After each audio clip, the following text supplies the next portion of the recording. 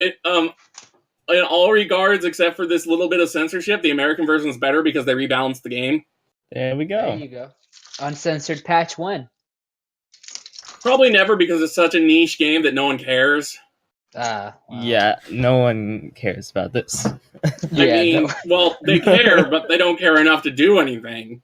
Yeah. I was reading the thread on Reset Era where, like, someone was like, "Oh my god, this is horrible. Just like that Lolita book where they should censor the written word, too. God damn it." Like, someone was going crazy about, like, censoring everything with regards to children. It was like, oh my god. Like they were pro-censorship or anti-censorship? Because it could go either way. Pro-censorship. Okay. Like, going so far as to saying Lolita, which is completely anti-child, that's molestation. That's not a synonym. Lolita is a style of dress. No, Lolita is a book. You don't know the book? Like the book where the word comes from. Yeah. Oh. Wow, you don't know what the book is? That's no. I mean, there's a reason why it's called Lolita, because of the book that kind of started it all. It's a book. It's called that. About a very terrible pedophile that kidnaps a child, and it's not glorifying things at all. Like, it's just basically a hate fest about the main character. Oh, and they wanted to censor the book, not understanding. They wanted to a long time ago, and this guy was bringing up we want to censor. I think they should censor books now. And I'm sitting here, what? I'll get the fire. Yeah, I was thinking that. By the way, I super hope that everyone's been enjoying our preamble, because considering we've been talking in and about and around the area of one of our topics, I just went ahead and started streaming. So damn it! Don't worry about it. No, it's fine. This is not one of the topics. It was almost. It's fine. It started off as one of the topics, and then it turned to book things and etymology, and then And then at that point, I was like, all right, maybe we should, me too. So, I mean, all right, so let's go down the line and introduce ourselves, Ias. Yes. All right, have no fear. Call me Birdo is here. I'm here to deliver more news to your face, guys. I'm dying. He's dying. Totally professional meteor. That's not what I am. Neither of those are two things. I am the dog baron. All right. Woof woof. Hi, I'm Halo. How are you guys doing? I'm Piotr, known person. You got it. I'm a person. This is true. At least you tried. That's all baby Jesus asked for. I don't think baby Jesus asked for it. You know what? If anything, he was probably asked not to be nailed to pieces of wood. But hey, I'm the soothsayer. Baby, so that he wanted to die for our sins. I don't know. Yeah, that was the thing. He was going to be I'll bite this bullet for you. I saw what was going on. I saw what was going on in Sodom. That he did have the choice. That's the point, Halo. Yeah. This is Bible studies with A10. Coming to you live.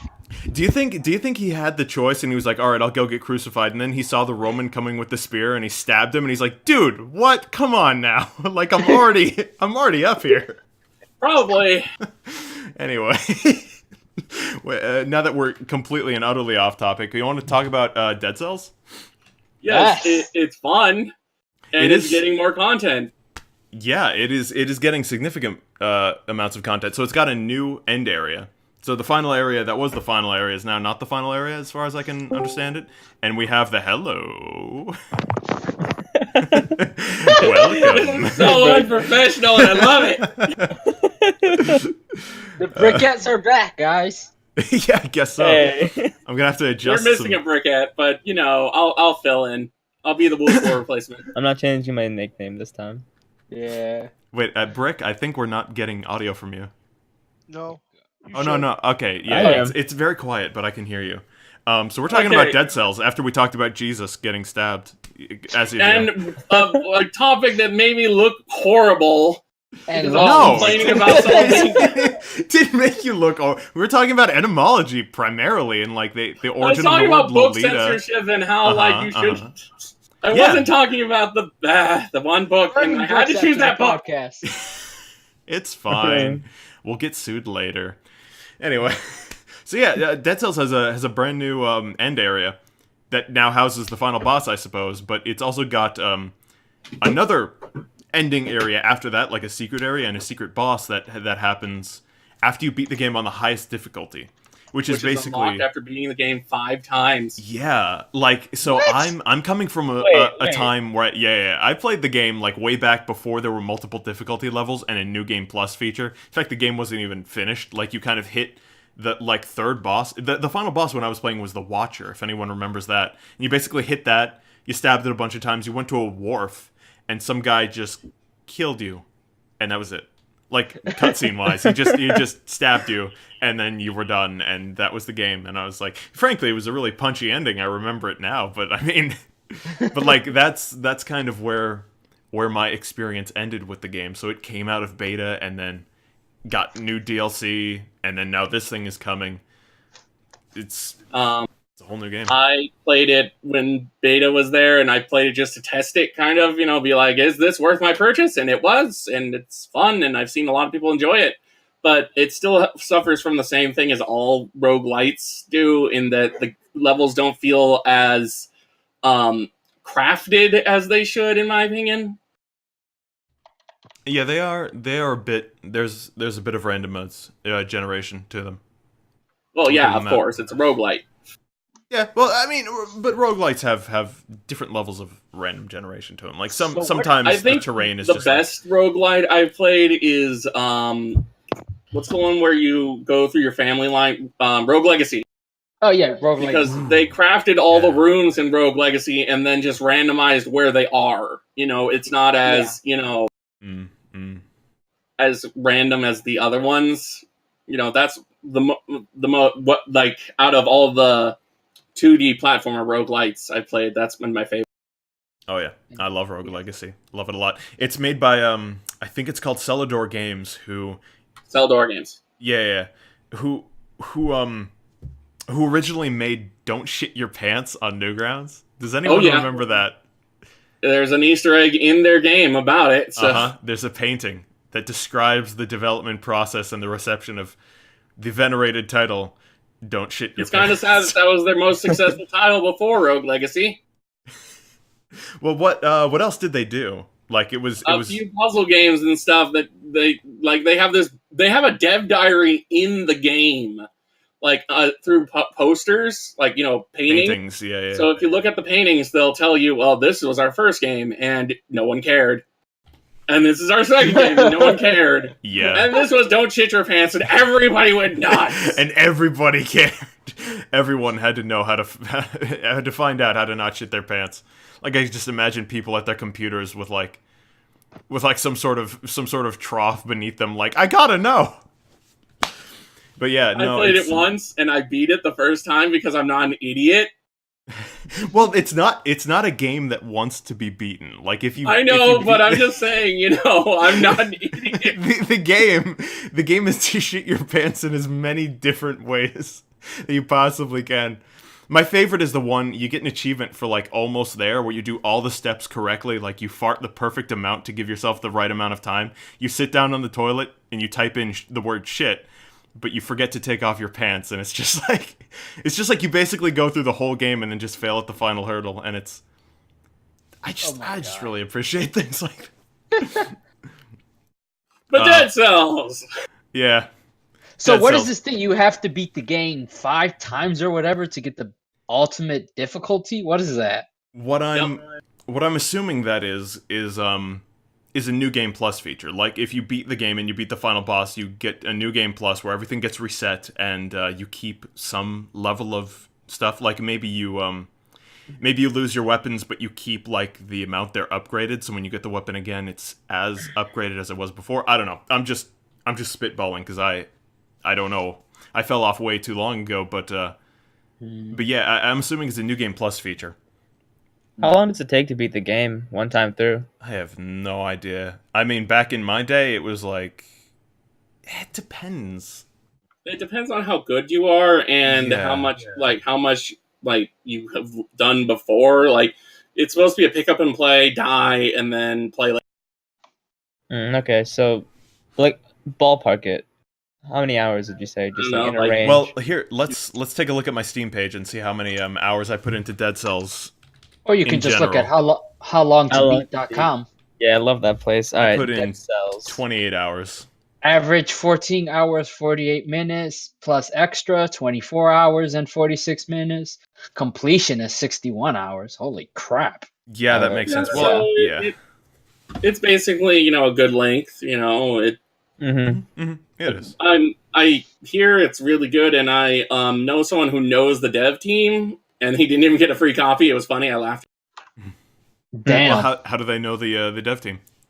I don't know. One of his friends was the like he knows the dev team. He's brief on the IRC chat. Well, was he like a media influencer? No, he's just a dude. Oh, that would explain it. I'm just saying, if you're friends with the dev team, you'd expect a free coffee. Eh, Nice. perhaps. Nah. Eh. You're all heartless. Yeah, Business is business. that's What do right. you want from me? On the day of my daughter's wedding, you expect a free copy of Dead Cells. Yes. But one thing we didn't mention is this DLC is free. Yes. Or did we mention it? It is entirely free. I don't know if I did, but it is right there in the stone. It's already in the beta branch. If you own the game, just set it to beta. If you want to On try out PC. of course, Yeah. on PC. But if It's on to the list try of out, games to play. huh? It's on the Dead Cells in general is a game on the list to play because I've seen a few people play it and holy crap does it look up my alley.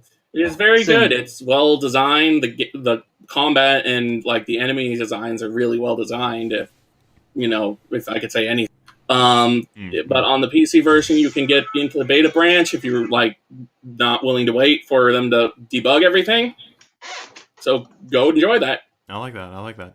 The Dead Nice. Cells dev team has been probably one of my favorite development teams in terms of their work ethic and how much they're willing to give back to the customer, just in terms of what they do. First of all, when it was in early access, they were by far and away the people putting out the fastest updates and the most sizable updates of like any early access game that I'd seen at the very least and that I was following. Nice.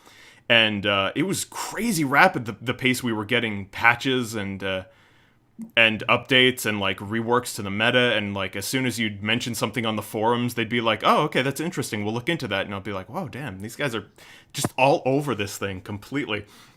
And As yeah. it should be. That's great. They really went above and beyond.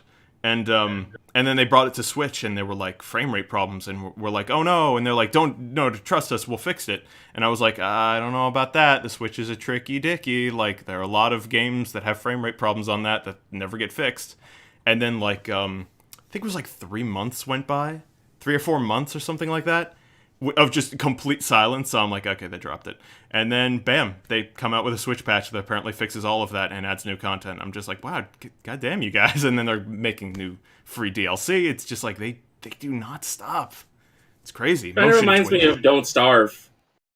Don't Starve had a huge work ethic, and like they answered the call from like their forums a lot, and like they even went like everybody's like, we want multiplayer, and they're like, we can't do multiplayer, but we'll make a new game that is multiplayer that is the same game. Yeah. Nice. Nice. So I yeah, like that. Don't Starve is one of the indie early access like success stories like Dead Cells is. So it reminds me a lot of that. It's all about maintaining communication. That's the biggest thing. Mhm, Yeah. mhm. Doing what you want with a game and also doing what they want at the same time. Yeah. Mhm. Yep. Way into it. Dead Cells, super worth your time. I streamed an early beta version way back. I should stream it again now that it's finished, quote unquote, and it's getting DLC. It's just a real fun time. But yeah. Not the only thing that overshadowed it was Hollow Knight, really. Like, Oh, that's right. That's right. it was talked about everywhere until Hollow Knight came around, and then it's like, oh, well, Hollow Knight. Another game I need to play. Hollow Knight is another game I have, but I still haven't played yet. and I really I got it on the monthly. Played a bit of it. Yeah, like, I played a bit of it. It's not something I'm too into, but it's a good game. It's a Dark Souls like Metroidvania in that it takes a lot of mechanics from Dark Souls, but it plays like a Metroidvania, of course, because it's 2D. way into it. I mean, yeah, I guess kind of. I mean, Conceptually, it's at a least. 2D game, right? Yeah. Yeah. Well, the death systems from Dark Souls, the level up system is partially from Dark Souls. So yeah, it takes a lot from Dark Souls, but puts it in a Metroidvania. Everything's Dark And Souls. also if the you think about lore it. is very it's more fleshed out than Dark Souls, but it's also very vague too. Yeah. Yeah, I know a lot of people really love that kind of vague storytelling, and I do to an extent, but there are some points at which, like, I don't know, it whether or not it is the case, there are some points at which it feels like there isn't a story that they have in mind, and they're just like, how about you make it up yourself? And I'm like, well, I hate that. yeah, I hate when the irks me. ending is, you decide what happened in the ending. Like, no, tell me. You I bastard. paid for your story. Right. I mean, it's Yeah. I don't want to say there's no way to do it well, but I've definitely come across some choice examples of games that kind of really got me like that, where I'm just like, come on, but Like, just what? just give me like a story though. Like, I'm fine putting it together on my own if you give me the clues. Like, I'm fine playing detective. That is a fun I thing to don't engage mind a in. story that's told, like, slyly, vaguely, but I want the story to be there. Yeah. I want there to actually be a story rather than suggestions that want you to make up your own story that's meaningful to you, because I don't know. But it's strange, like, I don't like that in video game stories, but I very much like that in just art, of all things. Like, there's an Eastern style of painting that's very minimalist, and it basically suggests a landscape, and it lets your brain fill in the rest based on just, like, context clues and what you've seen of nature and just crap like that. And I don't know, that resonates so well with me, and then this story thing doesn't. It's like, they seem very similar to me, and yet one of them is like, yeah, I love that, and the other one's just like, no. One game that suffers from it a lot is horror games, and it seems the horror game fan base really enjoys that kind of, storytelling. Like, I've seen a lot of games where they get a sequel and it explains things, and people are like, "Oh, it was better when it was in my head," and I don't agree. Like, but I see a lot of people like that.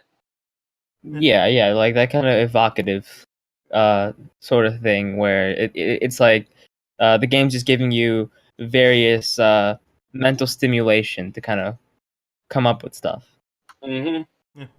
And I can see that being more key for, like, a horror game where, like, ambiguity can be a source of fear as well. So, like, it's just easier to err on the side of, like, you don't know what's going on. Anything could happen. Ooh, what is is it a demon or is it a man in a wig? Like, like, I just, like, it's hyperbolic, but yeah. Now to remove the mask and see that it's Old Man Jenkins. Jankies.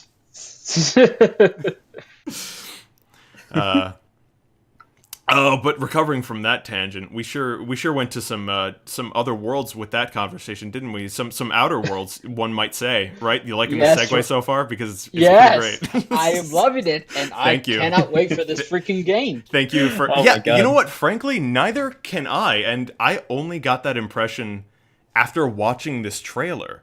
Like, when like when they came to me and said, like, the people who made, the Fallout games, the original 2 Fallout games, and the developers of New Vegas are making another one, like a spiritual successor, I suppose. I was like, well, Essentially. that's nice, because a lot of people like those games, and that's going to be good for, like, a lot of people. That's especially after, like, Fallout 4 and then more recently Fallout 76, but we don't talk about that. The beam that never stops. Yes. Yeah, really. But I was like, I'm glad those people are getting the game that they want, and it's not just disappearing into the ether. But then I watched this trailer, and I'm like, oh my, this is actually a game that looks like something I would be very into playing. So Yeah. Yeah, I love that. I love that kind of humor that This is so characteristic of these guys. Yeah, it's like irreverent, and it's clearly not taking Yeah. itself too seriously, but it also wants to tell a character-driven story where you actually care or invested in it emotionally as well. So like Right. it's playing both angles, and I think it does it quite well. I think the animation is on people is far and beyond anything that like Bethesda have done so far. Well, it isn't. They're not even difficult. trying. Yeah, I Yeah, know. Bethesda doesn't exactly try because they're more focused on making this giant world, while they're not really focused on making the giant world interesting. Okay, I think the worlds are interesting. It's just their focus is elsewhere. They haven't updated the animation system in ages. Yeah, the models and the rigging and the animation is just also dated, and everyone looks like they're shifting cardboard. It's just like, oh, you don't look like a person, and which is fine. Like where I find most of the humanity comes from is in the writing and the voice acting, which is fine. Like Sure, yeah. But also the animation looks terrible. But this is fine. looking It's quite fine. good. This game looks freaking amazing. I cannot wait. I am probably gonna pick this up day one if it continues to impress me as it has. Oh Frankly, yeah. I think I will too. Honestly, as somebody who isn't a fan of either first-person shooters or the Obsidian Fallout games in general, I think this is up my alley. Like this is Yeah, it's gonna be a fun shooter with RPG elements, and from what I'm reading from the article, it requires some strategy to it. So you can't like go in gun blazings, or you're gonna get shot in the face. Yeah, I hope there's some sort of system where you can issue direct commands or like strategy layouts to your teammates in real time. I that don't would be know. great. I'm just kind of spitballing, but Yeah, the I one don't thing know, I that always- kind of looking thing. at the trailer muted, of course, because I can't listen to like the audio and during this. Yeah. I see kind of like it looks like a Fallout BioShock kind of mix. Borderlands So more, the not mix, really the Bioshock. mix that I Borderlands. put in the notes, if anybody read those, was it looks like a mix between Fallout, Borderlands, and like in the alien design, like a touch of No Man's Sky if it were actually good. And that's Well, I mean, like the logos that they have up, BioShock had all those logos, like that's for true. their That's true. It does things, have a BioShock had like those silly, selling you those. things, and that Yeah. really, remind me of BioShock. The Yeah, I logos can they see had that. here. Yeah, I definitely Yeah. get that too. Yeah. The one thing I've always loved about these Black Isle Obsidian games, it's always the narrative freedom that the games afford. It's not like other games where you'll have like 2-3 options if they have a branching story, and they're fine. But like Obsidian games, and before that Black Isle, they're always known for giving you like 6, 7, 8, 9 different options sometimes, and just letting you really role play the kind of character you're role playing in whatever way you want through the narrative. So it's like, whereas like a Bethesda game would give you a lot of gameplay freedom, it's these type of games give you a lot of narrative freedom. So it's like in the narrative you have a lot of leeway to do as you wish. That's one thing I've always just loved.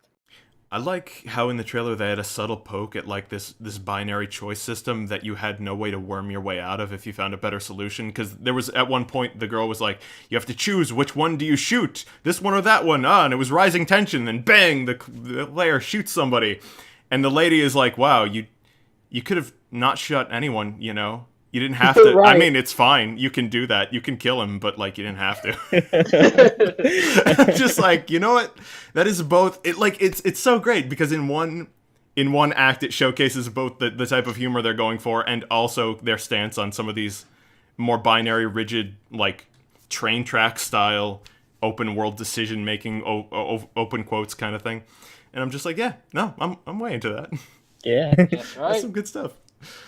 I'm also glad that they're leaving the post-apocalypse behind a little. Like Fallout did it, Wasteland did it. All these things have done it, and I'm just kind of sick of it. Leaving So we what have behind? Alien Planet. Looks Alien cool. Planet? That's what it looks like.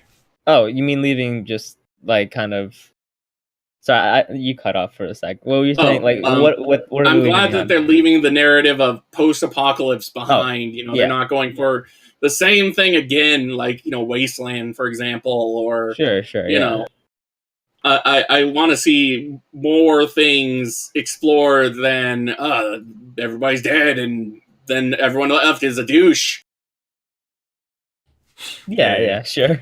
And they're kind of moving away from some of those like survival crafty maybe focuses scavenge and create rather than existing in a society where you can actually buy things from stores and interact with people and gain things through. I don't mind if they add the survival stuff. I just really hope that like they don't go like overboard with it. Like I like crafting. It's just I'm kind of sick of picking up sticks. Mm-hmm. How many sticks? Yeah. So I think the game was up on Steam for a little bit, and people got a glimpse of the release date, which seems to be August 6th, if the early listing was anything to go by. Was active for 17 and a half hours. That's pretty long. Yeah, it was a pretty big oopsie. Like, there are so many... I feel like the density of leaks nowadays, like the rate at which they're coming out, has vastly accelerated compared to, like... I think so.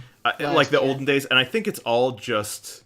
like, well, not all. I think a lot of it is PR hype from companies, and also like companies themselves putting out fake leaks to try and like deter actual I leaks think as it was Sometimes. build hype. Sometimes I think so, yeah. Yeah, I think this one's real. Don't get me wrong. It's just Either like that interesting. Or everybody how- in these PR companies are incompetent, which but is also yeah, it's interesting. Like the concept of like turning advertisements to leaks. Like it's basically the same thing, getting information out there to try and get people to buy your game, but like the concept of a leak has that secrecy of like, ooh, I'm not supposed to know this, so like people flock towards it.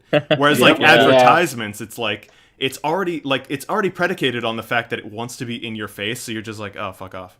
Like you want my money, go away. You know what I mean? So like it's fundamentally the same, but like you frame it in different contexts and people are suddenly like, ooh, let's spread this around, and just like Yeah. I guess an easy analogy would be to like media influencers. Like in recent years, you've seen just like normal people, maybe not necessarily big celebrities, getting sponsorship deals, and just to their followers, they'll post or tweet about it or whatever, and the click-through rate on those ads is like insane. There was this one company in Europe they run a social media site for people interested in various hobbies and crafts to kind of congregate around it. Like if you're really into origami in this one place, I guess. I think that's how it worked.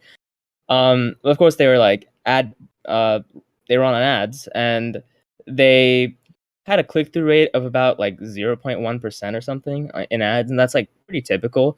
And then all of a sudden they opened up the platform for people to get sponsorship deals directly from ad companies, and all of a sudden the ad click-through rate was 25%.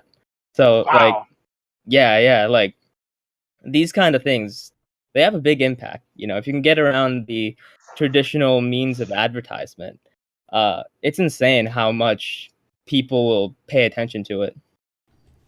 Yeah, it has a lot to do with tone and how you frame it. Like if you come at people in a way where it's clear like you just want their money, then it's just like immediately flicking off a switch and people just tune right the hell out. I think purposeful leaks is the new like putting fake posters in forums to talk about your game. Like remember those? Oh, fake people who are posting things. I thought you meant like mock posters that you would. Oh, that would be great. Just put fake posters in forums. That would be great. I was like, did that happen? I'm talking about people that like masquerade as normal posters in forums that would, hype games. I used to be every time I used to go to forums, and every time I talk about a game I was excited for, they'd be like, who paid you? And I'm like, what? No. Man, I wish somebody paid me. Yeah. I just want to play the video game. Right. Yeah, pretty much Isaac Shills. That's, it definitely is a concept. That definitely gets thrown around everywhere. Not as much as it Mhm. used to, because now, like, you know, Yeah, they moved on, They've kind of. shifted tactics. Yeah. Yeah. It still exists, but, you know. Yeah. There was at one point, what was it called? Drivergate or something like that. Yeah, for Driver, they, Yeah. there's a big video on Guru Larry's channel right, for that that's if you right. want to know more about that. Yeah, and that involved Plug, people. plug. Yeah. So I'm not getting paid for that, I swear. yeah, really. We're all paid by Guru Larry. Oh god, that man, I don't think he'd be able to pay us. Oh, is he not doing well? Oh. No, he's doing well. I'm just saying he's on a YouTuber salary. Oh. How are you going to make money, like enough money to pay off people on a YouTuber salary? I don't know. Really. PewDiePie bought a mansion. Well, PewDiePie is like 1%, okay? Not even 1%, 0.1%. I can dream of getting paid off, damn it. Well, you just got to find the right people. Let's all shill for PewDiePie. That's right. Okay, What does he do? He's a PewDiePie! baking channel. I feel disgusting. Yes. He bakes PewDiePies. Channels are like super popular right now, I've noticed. Yeah. I mean, they're casual, they're personable, they're homely, they're very relaxing, they're methodical. Like they do They go appeal well to tea. Food. Yeah, poo food as well. Nice. So get ready for this. All right, this is gonna amaze all of you. Drivergate, right? Talking about cars. Cars, follow me. Use gearboxes, right? They shift. Yes. They shift gears. Correct.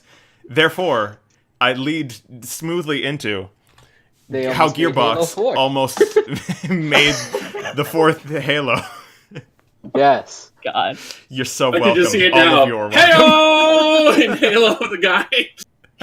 Yeah, I know. We get a fourth clone of Halo. Comes in and he's like, ah, la, la, la, la, cha, cha. And Randy Pitchford is like, this has the most advanced AI of any of our products. Randy Almost- Pitchford. So yeah, apparently Microsoft was thinking about letting a third-party studio develop the Halo games from then on, but they eventually went with an internal studio that they formed, 343 Industries, as everyone knows, who went on to do Halo 4, Halo 5, Halo Infinite, Halo Cats and Dogs, Halo Pokemon Red. I don't know. There's some Halos out there that I don't remember. Wars. Oh yeah, Halo War. Wait, was Halo Wars That after? was done by it was the not Fire Access. It was another company, Okay. smaller studio. Guy named Halo doesn't know. I do They're know. I'm just doomed. forgetting. I think it's Ensemble. Yeah, Ensemble Ensemble, Entertainment? yeah, Ensemble Ensemble Studios. Studios. All right. Yeah, those guys. But yeah, I think Halo. I know was- Gearbox wouldn't projects. inject their humor into the Halo series, seeing as, you know, I'm pretty sure Microsoft would flip their lid. Yeah. But I Yeah. think the idea Yes. tickles Yeah. me a lot. Like the idea of a Borderlands humored Halo game Oh, with dear Cortana God. and Master Chief trying to riff off each other. Like this is coming from someone who didn't enjoy the humor of Borderlands either. So like in my Maybe I mind, hate it. Oh.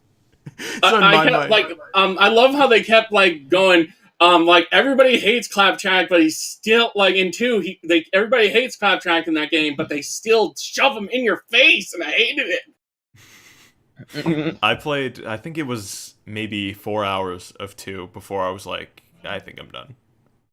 I played about 12 hours of the first one, and yeah, I mean, it's not a bad game. It's just, I don't know, I guess I'm not in the right frame. Didn't care for the humor. Didn't really care for Yeah. the story as well.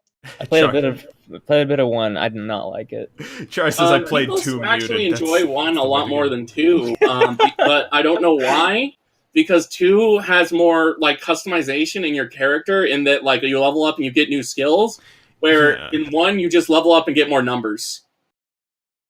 Yeah, I like big I've heard numbers. people rant and rave about the in a good way rave about the class trees in 2 and how customizable they are and how different your builds can function. And I saw some video clips of of some of the different abilities, I'm like, yeah, that actually does look pretty different, actually. Yeah, 2 would be really fun if I could just turn off the story. Yeah.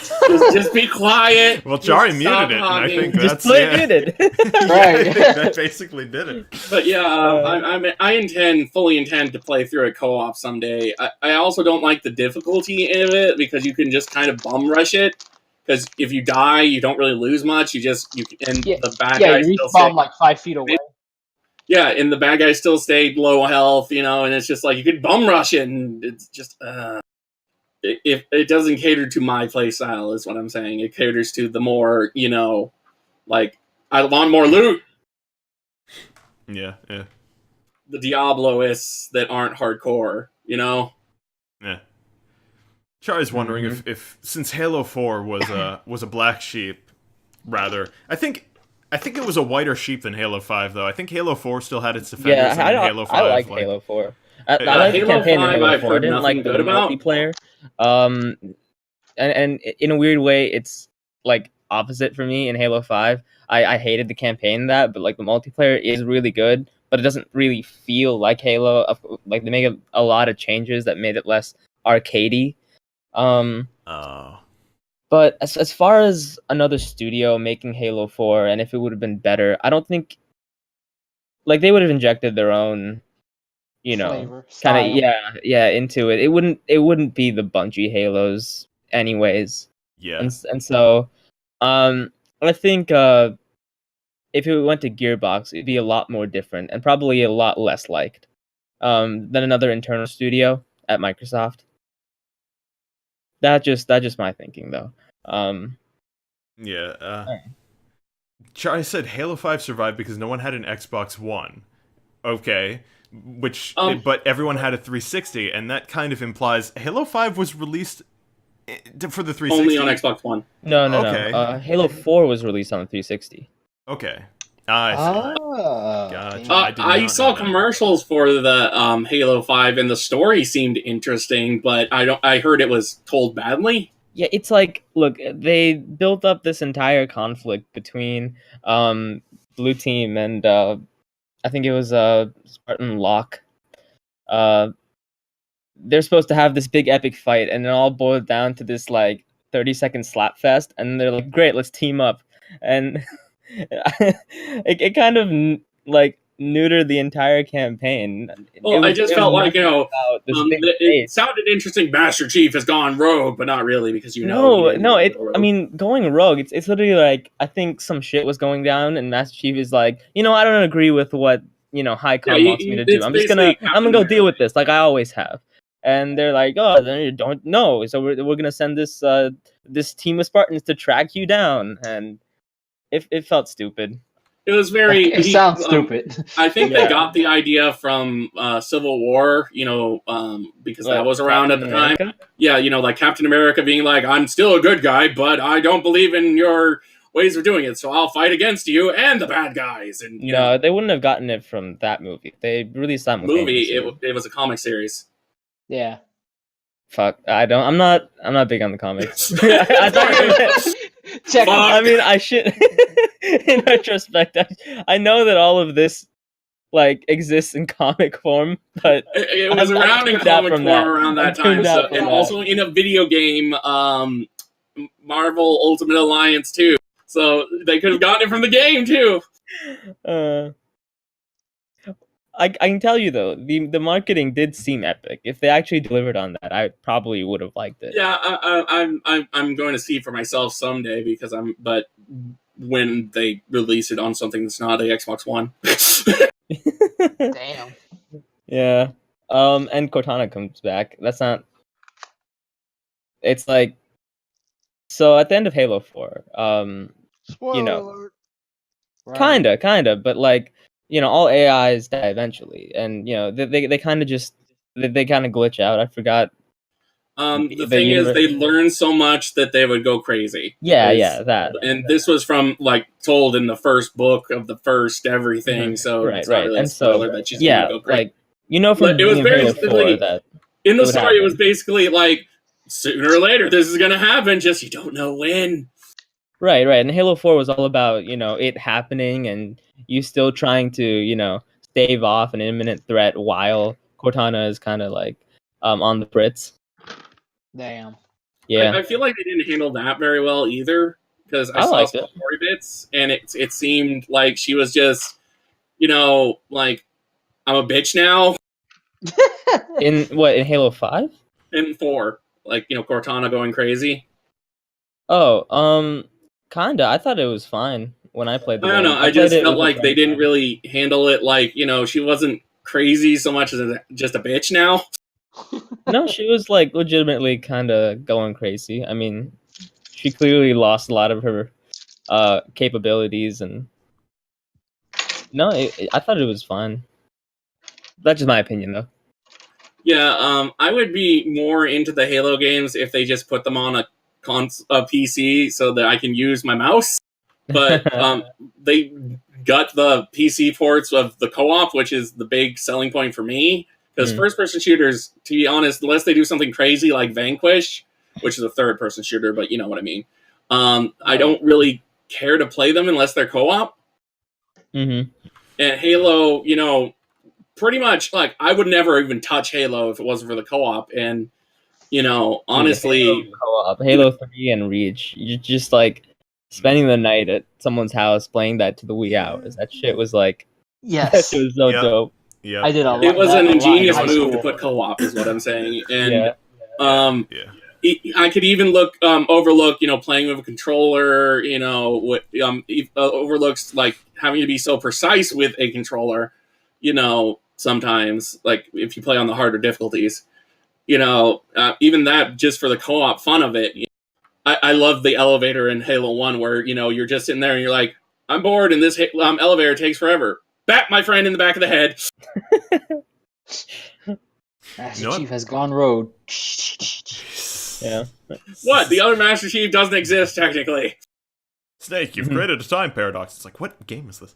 But my favorite thing about the old Halo games was Forge. People remember Forge, right? Yes, I remember. What was it, like create your level thing? Or Yes. Forge was great. I We didn't even use it for adore creating levels. We just used it as a battle arena where you can just materialize shit, and it's insane. So That sounds great. Yeah, I didn't create levels with it either. What me and my friends would do is basically create... Well, we would create specific setups where we tried to break certain physics of the game, and that would, be very specific, like small chambers that you can crouch into, and then you set off a grenade and it glitches out an animation in some weird way, or like... But, like, our favorite thing was we would make something in the sky, because you could basically have it set with no ground, as far as I remember. I think it was Halo Reach that let you do that. It was like, there's just no ground anywhere, just bam, right in the sky, and there was like, what was the tiny vehicle, the ATV, not the Warthog, the little... Ghost. Mongoose. Not the Ghost, it was... Ghost? No. Wait, was it the Mongoose? Mongoose is a tiny ATV. I think it might have been the Mongoose. I think it was probably the Mongoose. But we take that and make just a ramp track in the sky with loops in it and see how far we could get through it. Making a full loop, not an easy feat. No. I mean, they had entire genres, because you could upload these online and share them with people, and you could download like people's race tracks. And there's a race mode that you can like it's a game mode you can enable, and so people just created these awesome race tracks, and nice, which is awesome. Yeah. It's too fun. Since we're talking about Halo and Gearbox, the PC port had a few issues, but a group of people fixed all those. It's Halo Combat Evolved Refined. Go look that up if you're interested in playing the Halo game again. Huh. But, I thought I'd throw that in there since, we're talking about Gearbox and Halo, and they made Halo for the PC. Yeah, There you go. So they're the ones who brought Combat Evolved to the PC? That they are, yes. Okay. Did they do 2? I don't think they did. Didn't mention in the article, so I'm going to guess no, but I don't know. Speaking, however, of things coming to other things. Ooh. Yeah, right? Yeah, I know. These segues are getting better and better. Trust me, they're going to get so much worse. So, Saints Row the Third is apparently coming to the Nintendo Switch.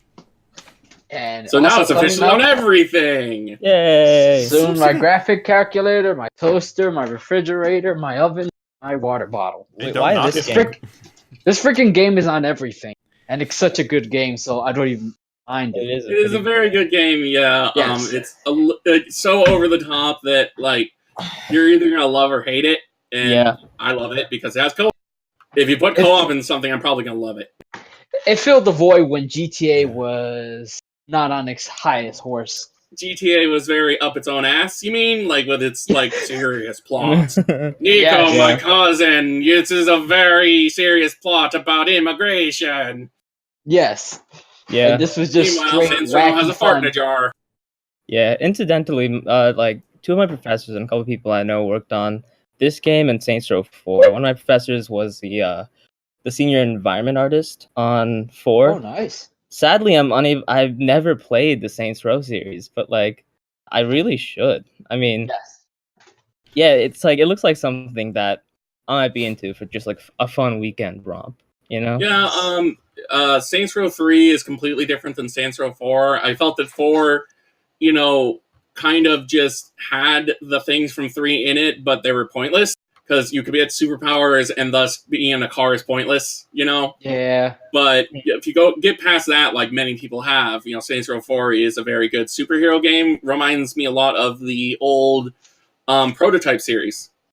Yeah. Yeah, you're not wrong. I've seen like gameplay on YouTube, and I just remember this guy having these outrageous guns, being assaulted by like strippers with angel wings. Yes. That is the DLC Get Out of Hell, where they go to hell to try to save the main character. Yeah. That sounds Because great. they literally, this isn't a spoiler because it happens in the first 5 minutes of the 4th game. Sure. They literally blow up the world. There's nowhere else for them to go. Okay, they have gone to hell, and there's nowhere to go now for the Saints Row series. That's why the newest game tanked. The video Because game there's is, nothing they can do. the series is very self-aware. It's a video game, and it just takes that concept and run with it. Anything insane that you can think of, it probably already has come up with it. They kind of That's gotten great. this one-up-ourselves thing going. Like Saints Row 2, they're like, oh, we're going to be wacky instead of, super serious.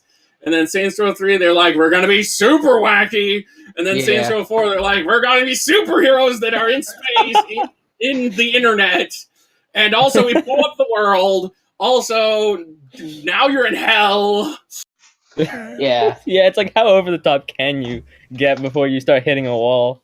And they hit a wall, and Yeah. the newest game, they kind of fell back in, they were like, I don't even know what the plot of the last game is, but they went very mundane with it. And they took out the co-op, which is, blasphemy to me. I like co-op. Can't And remember that. also they went with MOBA-style characters. I don't know why they wanted to make MOBA-style characters in their Saints Row game. In what way? All the characters had 4 abilities, 3 regular you mean how abilities the and the gameplay ultimate. works? Huh? You mean how the gameplay works? No, the gameplay was just a third-person shooter, but the characters worked like MOBA characters. Overwatch. Right, so some of the gameplay worked like a MOBA. You're saying? Yeah, kind of. The characters did. Most of the gameplay was before, but it was before. Okay, but so they just added those 4 abilities. Yeah, the 4 abilities, they're core to all MOBAs, and for some reason they advertised it like that. It's gonna be like a MOBA kind of, but not MOBA gameplay at all. And I'm like, what are you trying to sell to? So kind of like Smite, but no, because it wasn't multiplayer. Right. It was just what? It bombed in the end. So this was Saints Row 5. No, it's called Agents of Mayhem. It's a spin-off. Yeah, that game. No, yeah, I know what one you're talking about. It failed because they got rid of basically everything everybody liked about the older games.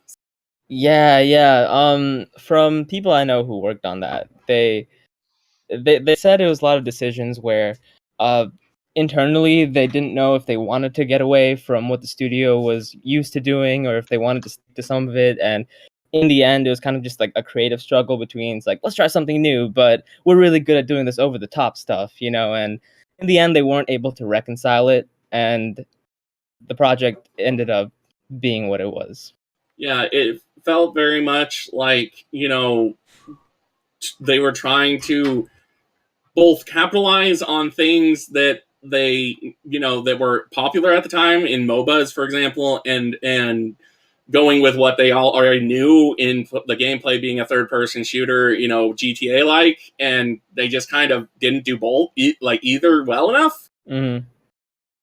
I bet you there would be a battle royale mode in it if it came out now. Also, when you were talking about Halo and materializing things in the Forge, I just kept thinking, is this Fortnite before Fortnite?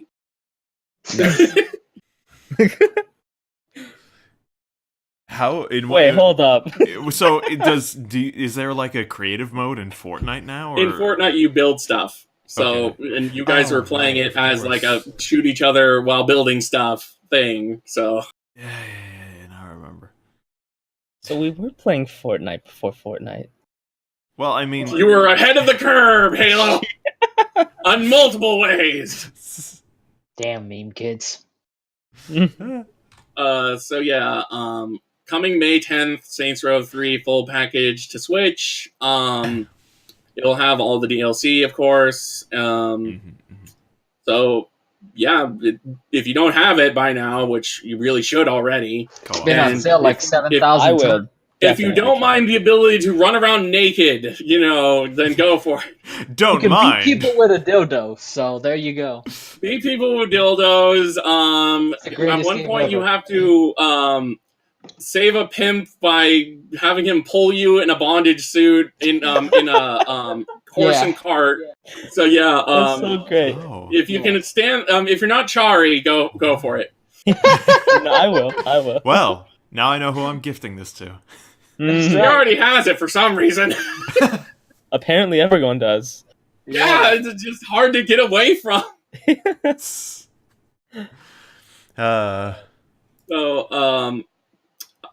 of things that are hard to get away from. Yeah, well, actually, it was very easy to get away from because it used to be PS4 exclusive, but now it's coming to Steam. Yeah, what I mean is the game keeps chasing the player base that doesn't want anything to do with it. Like, it released... Sadly, I feel like this game... Okay, first of all, Dissidia Final Fantasy NT Free Edition is coming to Steam. Yes. And is already on PS4. It's doing this to try to save, one last gas at getting back its player base. And I'm hoping that it at least works for a little while because the game isn't bad. It's just not what anyone wanted. Any fan wanted, at all. It doesn't have a story mode, which was very important to the first two Dissidia games. Does it have a story mode? What? It has cutscenes that you unlock through playing online. That's it. It's not a story mode that you play through. It doesn't have one-on-one battles, which I don't understand why people really complain about that. 3-on-3 battles is fine, really. Play Dragon Ball Z something like cross-team tag battle or whatever, and you'll see. I played Dissidia. So, I don't really see, I played both Dissidias, and I don't really see too much of a difference, really, in, I felt that the one-on-one battles in Dissidia felt a little, they were strategic, but not as chaotic as I like them, because I like, fighting games to be more chaotic. Yeah. But anyway, they got rid of the leveling system, through, you can't level up your characters outside of the game. You can level up during the fight, I've read, but you can't, level up, your character and your moves, and, you can still customize your moves, but only certain amount of moves. You get less customization choices. Yeah, you get one ground HP attack and one air HP attack, whereas before you got 3, and then Also, characters are more because this is a 3v3 thing. Characters are a little bit more put into roles, akin to for example, Square has been putting a lot of character games into roles. With Final Fantasy 14 has, roles like support and stuff like that. Well, Final Fantasy NT also does the support, attacker, defender thing. So that's another thing that got people, angry. But reading reviews from various people, it's a 5 out of 10 if you like Dissidia, and it's a 7 out of 10 if you're willing to just pretend it's not a Dissidia. That's what I heard. Wow. Well, I'm definitely gonna check it out. I'm gonna probably stream it. It should have been free to play in the first place because it's again a multiplayer, only experience, and those tend to die nowadays if they're not free to play. Well, yeah, the market has changed. You make it free to play and sell some DLC or something. There you go. Right. Yeah, the only reason why it survived so long as it did so far is because probably of this, free edition coming to Steam, and also because it's doing well in arcades. Is it really? Arcades, wow. Yes, the arcade scene is very big. Like, it's like $5 a play over there or something like that. I'm guessing it's not U.S. arcades, right? It's like no, it's all in Japan because right? those are expensive as hell. Yeah. But the arcade worked as a beta for the PS4 launch, basically, and now it's basically out of beta in both their arcades and on PS4, but no one cares on the consoles because you have to pay $60 to get into the game, But now we have the free-to-play version, so hopefully it'll, and the Steam version will bring new people in. And also, let's not forget that it released the same week as Monster Hunter World. Ouch. Yeah. Damn. Yeah. So I bought Dissidia and Monster Hunter World. Guess which I have not played?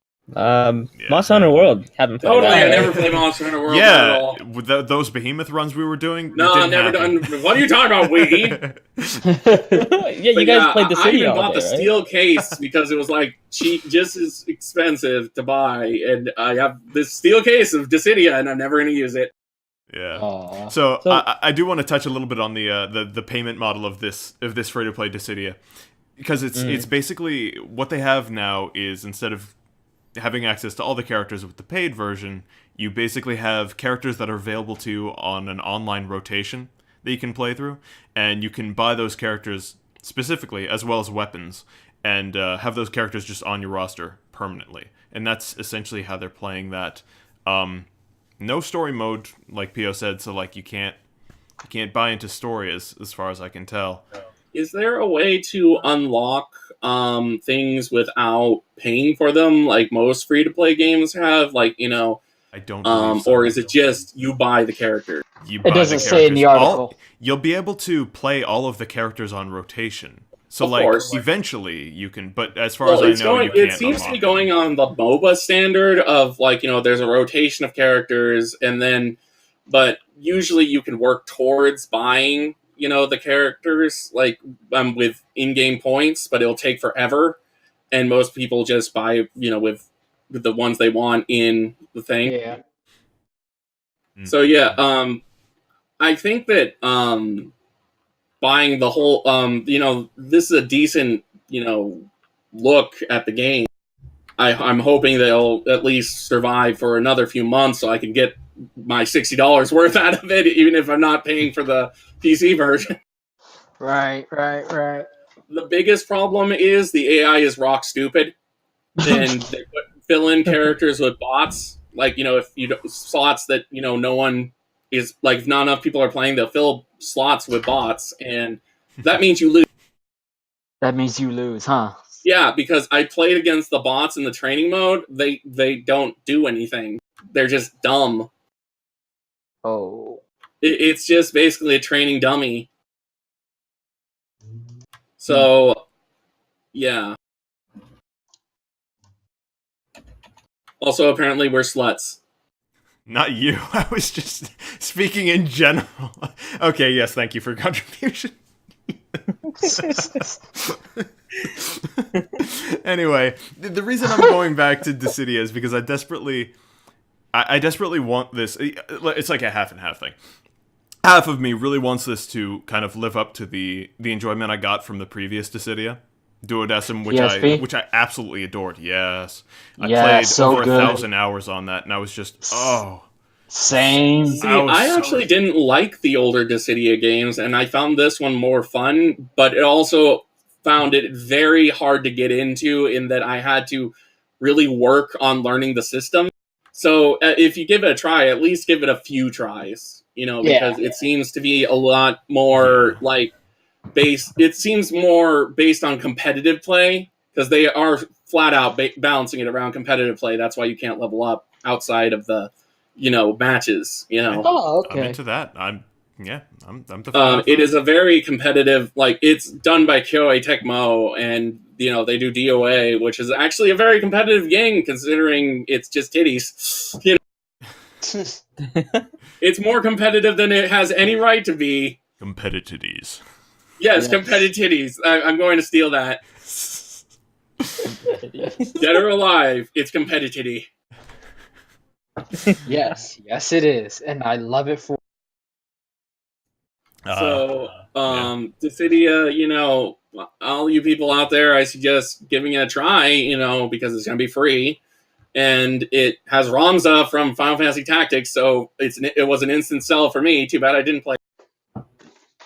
You haven't started it at all. I played it on the beta, and then Monster Hunter. Monster Hunter. I'm still playing Monster Hunter. Monster Hunter. Yeah, I'm still waiting for the Iceborne expansion of Monster Hunter. And I'll play. I'm not even waiting. I'm still playing without waiting. Oh yeah, no. I'll play every event from that. Every time a new event comes out. Arc Tempered Kush was the last one, and I ground out all the stuff for that. I'm gonna do the same thing for next one. Isn't it? Wow. It's still going. I think it is still going. Yeah. I still have to grind out a few more things with that. But my friends come over and it's like, oh, so want to play something new? Monster Hunter! Want to play something new? No, you silly goose. Monster Hunter is new. know what I'm Monster doing. I Hunter's bought always all these new. multiplayer games for us to play. It gave them copies and stuff like that when I got them on sale, and then Monster Hunter. Yep. Well, there's some merits to playing things that are old. April 9th, Phoenix Wright Ace Attorney Trilogy comes out on You slime PS4, dog. Xbox One, and my. PC. You did it. First time releasing on PC. Yeah. Which means it'll be the first time it's That's releasing right. on a PlayStation or Xbox console. Right, Yeah. Hasn't it been Nintendo or exclusive? Switch, Switch. I mean, it hasn't been Nintendo exclusive, but It's been on Right. iOS. Oh. there were mobile ports. Interesting. So this version, of course, has improved graphics, 10 save slots, and apparently new features that include something called a truth gauge. And a quick I save. truthfully don't know what that is. Me neither, and I think you'd have to look into what it is. Well, let's take a look. What can we find out about this truth gauge? What I really wish from the series is if they relocalized it to keep it in Japan, because I find the hurdles. Some people actually enjoy the game because games get more Japanese each game, so the hurdles they go to make it still take place in America are hilarious. I've never actually had a problem with how it was localized. I mean, I played the game, I started a decade ago, so I've been playing them for a while. I've played through all of them at this point, and never has it really felt out of place. If ever there's something weird that showed up, they're doing certain Japanese things, but in a US setting, it just felt like a fun quirk more than anything. I love the localization in these games. I think I hate it. I'm sorry. the way it was done was excellent. I like it. I feel like it was done archaically, honestly. Persona, for example, was localized in the same way, setting it in America, even though it makes no sense. Where in America are you going to find an underground mall? Just like in Phoenix Wright, where are you going to find a kotatsu, in sleeping blanket thing in America? It worked. You haven't gone down to the IKEA and gotten yourself a... No, I have not. A body pillow? In fact, I don't even know how those things work. The kotatsus? Oh, they've got... they're The coils, are they hot? Can you burn yourself on them? I don't even know. You have to be super careful, under the blanket. You're like, oh god, burn! I do not know. I would guess not, because that would be quite cumbersome to kind of have to watch where your feet are going the whole time. Yeah, I'm just saying, I don't know. I don't know anything about kotatsus, and they're right there on Phoenix Wright 1, right there. And then the lunch boxes, we're making lunch boxes. Those are weird lunch boxes. Eat your hamburgers, Apollo. Chomp chomp, squid sushi. Yeah. I mean, like this series is pretty well liked, and I think unless you're really like into looking at localizations and stuff, really into the Japanese side of things, I don't think anyone would really notice. I mean, I certainly didn't. At least when I played it, nothing ever felt too off. I'm like, oh, okay, this is happening, right? And I didn't think too much of it, and I'm gonna guess a lot of other people didn't. Bottom line, it was a lot of people love the localization, and it's a very beloved series, and understandably so. But for me, it just kept hitting me in the head with these this does not belong feeling. I'm a minority. I'm not even a vocal minority because I don't talk about the games that much. But yeah. I'm just saying, it's something that I couldn't get into. Right. It just, I never felt that anything didn't belong either. Like, even knowing that, certain things are a result of this originally taking place in Japan. Like, it all felt natural enough. Yeah, that Japanese medium being here in America. Yeah, I mean, you have groups in America, like, true, but from all cultures. I mean, it's not really out of picture to have like a village or just a local group of spirit mediums someplace. So Isaac says something interesting. He says he's against localizations in general. So, would you then prefer like a literal localization, or a literal translation rather? Yeah. Okay. Here's my view on localizations and translations. One second. I think that he is more saying he doesn't like changes in localizations to make it more palatable to the West. It's not. Yeah, like I guess if you're in Sweden and some things are changed to fit American sensibilities. He doesn't want you to change the curry to spicy pizza. Some of those things are silly. It's like what a localization should be doing is carrying across the original intent of whatever's going on. And as long as all the intent is still there, a localization just makes sure that it's presented in a way that's going to be understandable, right? So a direct let me clarify that, right? Like a direct translation, you miss out on a lot of the richness of language, right? When things are just directly translated. A localization would attempt to bring some of that back, giving you something that feels closer to what like a native product would feel like, but still carries across all the original intent of whatever they were trying to do in the original product. Like that should be the ideal of a localization. Yeah. I mean, there's always going to be a nebulous line of what people do and don't prefer, because there are definitely things like, Japanese idioms that will not, if translated literally, will not make any sense to Americans. That with Japanese idioms and stuff like that, you just take the equivalent in American if it's there, right? And but do that. That is a form of humor. Humor does not translate at all, which is why localization is so heavy on games like Phoenix Wright. Humor is so hard. Like I've heard straight translations of Japanese jokes, and I'm like, what? Right, yeah. What? There's always some element of creative liberties that have to be taken in order to make sure that things just don't feel super weird, like a joke that makes no sense outside of like a certain country. Right. So basically localization needs to try to convey what is the intent without using the exact same things, because you can't. Essentially. So yeah, I mean, as somebody who hasn't played any of the Phoenix Wright games, Same. I'm actually kind of vaguely interested in these. Yeah, I think you would really like them. First time I actually play them will be in my place to play them. How much is it going to be? I'm gonna guess $60. It's releasing on. Well, it's 3 games. Well, It's I don't 3 think it'd games be releasing. $30. 60. Is it How much? $30? 30? That's a $30 more than fair price. 14 episodes. Yeah, Okay. If you haven't played this series, man, get into it that is right okay. Yeah, I'll get that on my Switch and get all up in there.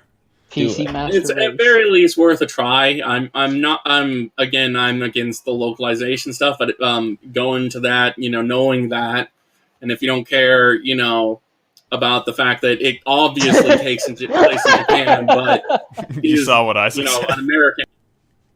Obviously, to anyone but Halo. This is America. Mm-hmm. It's Los Angeles, we swear. Now we're going to go watch a taping of a Super Sentai show and eat these things that we call hot dogs, but they're not. Yeah, It worked. I'm very much on the at same least page, the way that- Cyan. Yeah. Yeah. That's basically more or less what we were saying, because those are Yeah, those I are agree with Cyan as understandable well. by American cultures. Like those can translate directly, and you can look at those and be like, oh yeah, okay, that makes sense to me. Rather, it doesn't require a localization to be.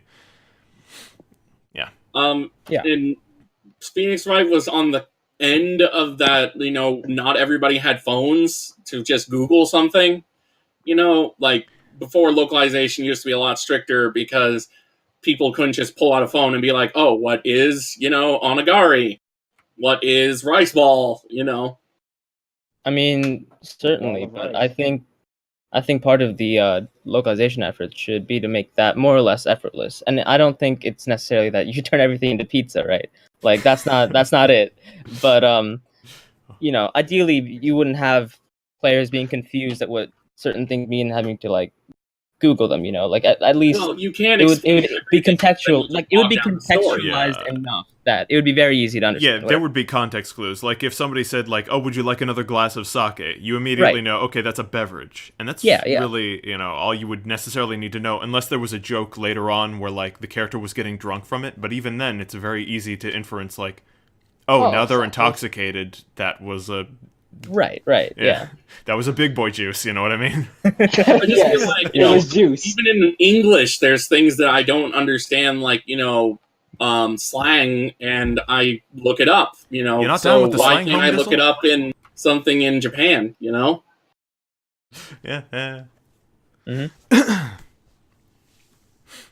But yeah. So, think we should move on to Horizon Zero Dawn celebrating its 2nd anniversary? Alrighty. And Yeah. 10 million Alright, yeah, copies let's go for sold. 10 million. Yeah. That Well, I Who have has never played this game? played this one. I so have. Okay, nice. Okay, Go what for do you it. think? Nice. Wait, sorry, what did you say? Go for it. What is it? How you like it? Good, Yeah. bad, good, awesome. Yeah. So I thought the game, it honestly felt like if Far Cry, what was that Far Cry Primal? Far Cry Primal. It felt like Far Cry Primal, but instead of going way far in the past, you went way far in the future. It played like a Far Cry game in so many ways. I thought, literally, if you stuck Far Cry onto it, I would not disagree that this is entirely the game series it belongs to. But that aside, it's it's a pretty well loved game, and I can see why. I did like the world. I thought it was really well realized, and I'm generally curious to find out more about it. The story has you being this outcast child who's forced to live separate from your tribe, and it's set in the future where humanity has met some demise at the hands of machines, and now machines have morphed into their own kind of species where they have their own ecosystems and ecology, and humans have kind of been reintroduced into this world, but now we're still traditional hunter-gatherer societies.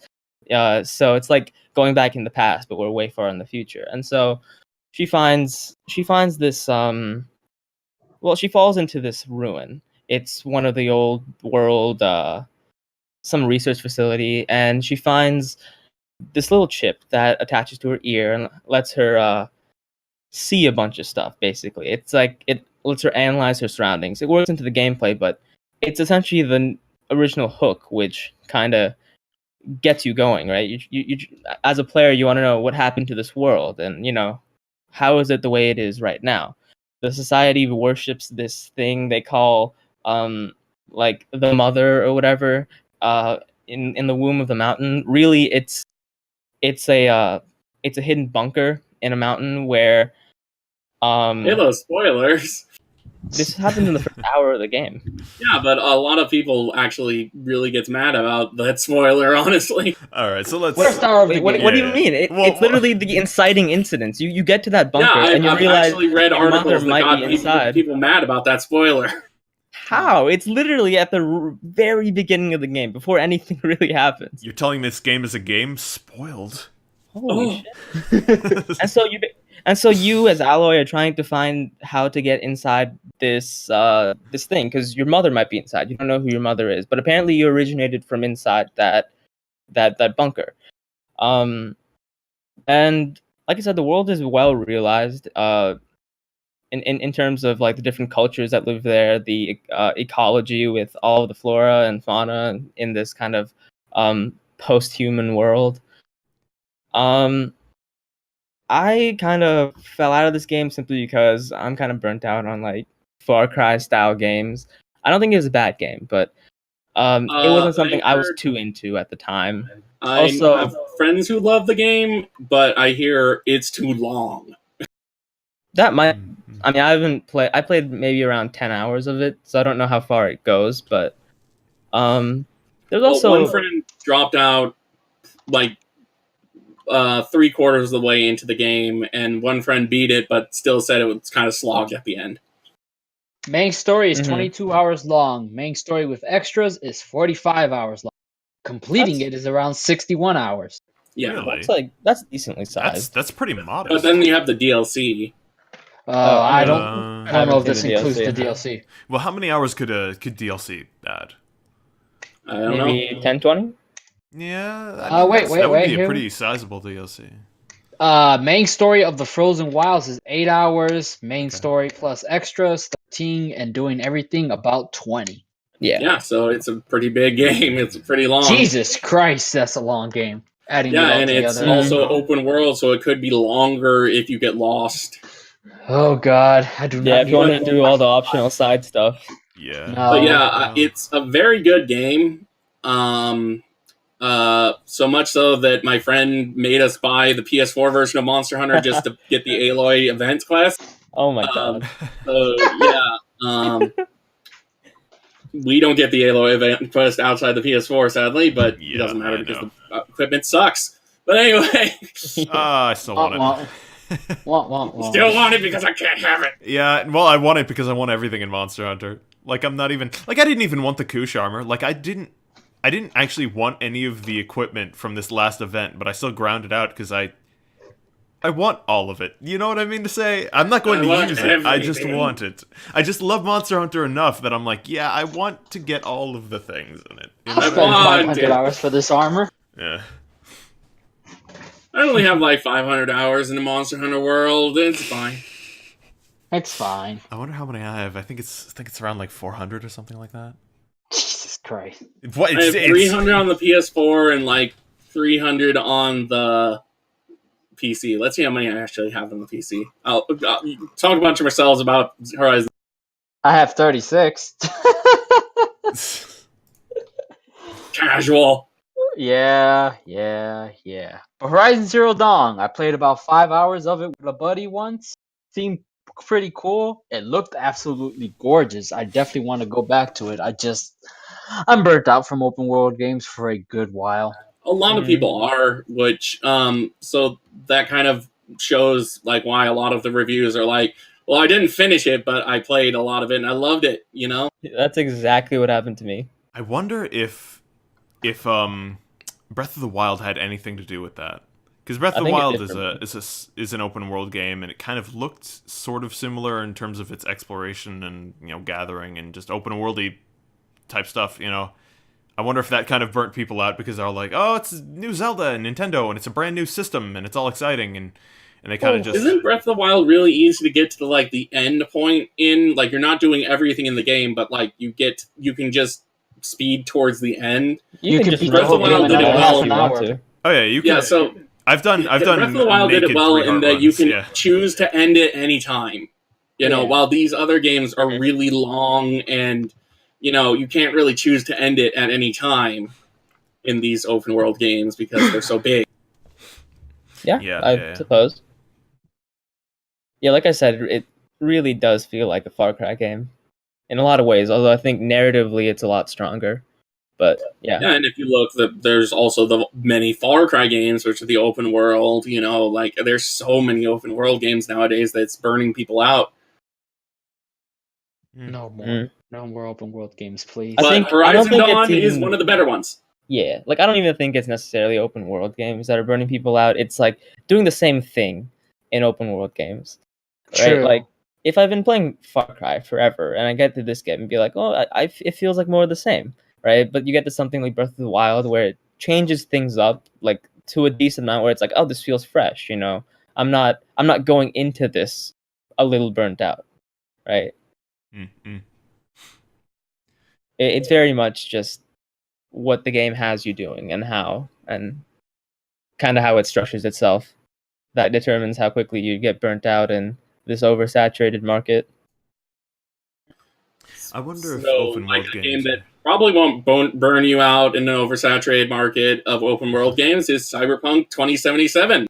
I hope not. Also is an open world game, and it's going to do some things different. You know, a modern day open world game. I haven't seen many of those. I am so excited for this. Everyone is. I mean, it will be at E3 this time, confirmed by Cyberpunk Game Twitter. Yes. And I hope we get a ton more about it. I mean, we already have like a 30-40 minute gameplay reel, but I hope we see like part of the plot, more of what we'll actually be doing, be introduced to some of the systems and whatnot. Because I'm just all up in this game. It looks like it's going to be great, but it's going to be one of those games that I'm going to have to wait to get into because just like The Witcher, which is, you know, what's patterned after apparently like a Witcher 3, it's going to be, you know, a very large open world, amazing game. Yeah, if it's anything like The Witcher, I'm really hoping I love it. I have no time to play this game until like next year. I will make time, god damn it. Dude, for the time I have, I like to play short games or pick up and play games. No, yeah, I totally get that. Yeah. I can only handle so many of them. But seeing another big epic from CD Projekt Red, I'm just excited for that. Witcher 3 nailed it. It hit every note for me. It's been interesting watching this come from just like, we're making this game. There's no real trailer for it, but we made a cool graphic for you to where they're showing now is actually a really interesting ride. And I'm sure they'll show a lot more on E3 because, you know. Can't wait. Yeah. Also, I love that Bandai Namco Entertainment UK, all aboard the hype train! Yeah, I just noticed that. Yeah. They're not involved in this game, right? Not as far as I can tell, no. They just really like it. Yeah. Their PR guy is just way into it. The PR guy is just imagine, like, he sees the shit and like he forgets to log out of his corporate account, right? Like in the next second he's like liking furry porn and he's just like, oh wait. Maybe. Also, he's not you. So, for heaven's sakes, I am not. Listen, this is slander spread by a certain individual who will not be named, who has been sending me horse penis against my will. Thank you. Hey, Bortz. Not Bortz. It wasn't. Oh, hi, Bortz. why are you accusing Bortz of sending me horse penis? Hey, you got me defending the fucking book Lolita at the beginning, so I'm gonna get you with horse.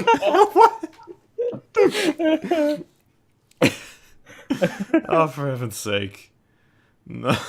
If Horse says it might have been me, no, please don't. I don't need 2 channels of horse cock coming my way. Please, just... I'm just going to get a bundle and just send it to you from now. A bundle? A bundle of horse feet. Of horse feet. A bundle. What's the going rate on the market for 1 bundle of horse penis? I don't know. Christ. Maybe Cyberpunk 2077's Twitter will know. Yeah. Hey, Bandai Namco, how much for horse penis? Christ on a wagon. All right, I think there was something else happening, wasn't there? There was some sort of Gearbox. More about Gearbox much stuff. ado about Gearbox. They're teasing some sort of something. Gearbox is like, hey, you know about PAX? Well, we're gonna show something. I feel like this is Colonial Marines news too. that there's going to be news. Yeah, exactly. It's pre-news. This is the warm-up Yes. news. This is just getting us nice and limber before the news. So for PAX You gotta get ready for the news. Yeah, this is basically haven't all seen it speculation before. news. What do you think the news will be? That's the news. I think feel it's gonna like be this Borderlands news 3. will be new. I bet it's going to be a brand new IP about a young boy on a journey to shave for the first time. No. Are you sure? I think it's a pretty good guess myself. Or it could be Borderlands 3. I mean, if you want to It's go probably risky gonna with be your I guess. think it's a never before seen reveal, so it sounds like something new. But then again, I'm not up on the lingo of these here developers. Yeah. I would not be surprised if it were a new IP. I don't know if it would be something they're putting a lot of money behind, and I don't know what genre they'll tackle because I'm very much not familiar with Gearbox in general. Other than I know they do Borderlands too. But They do a lot of comedic things for like comedic shooters. For example, they did that Battleborn, which is very much their comedic style. They did, Borderlands, which is you can expect some snark.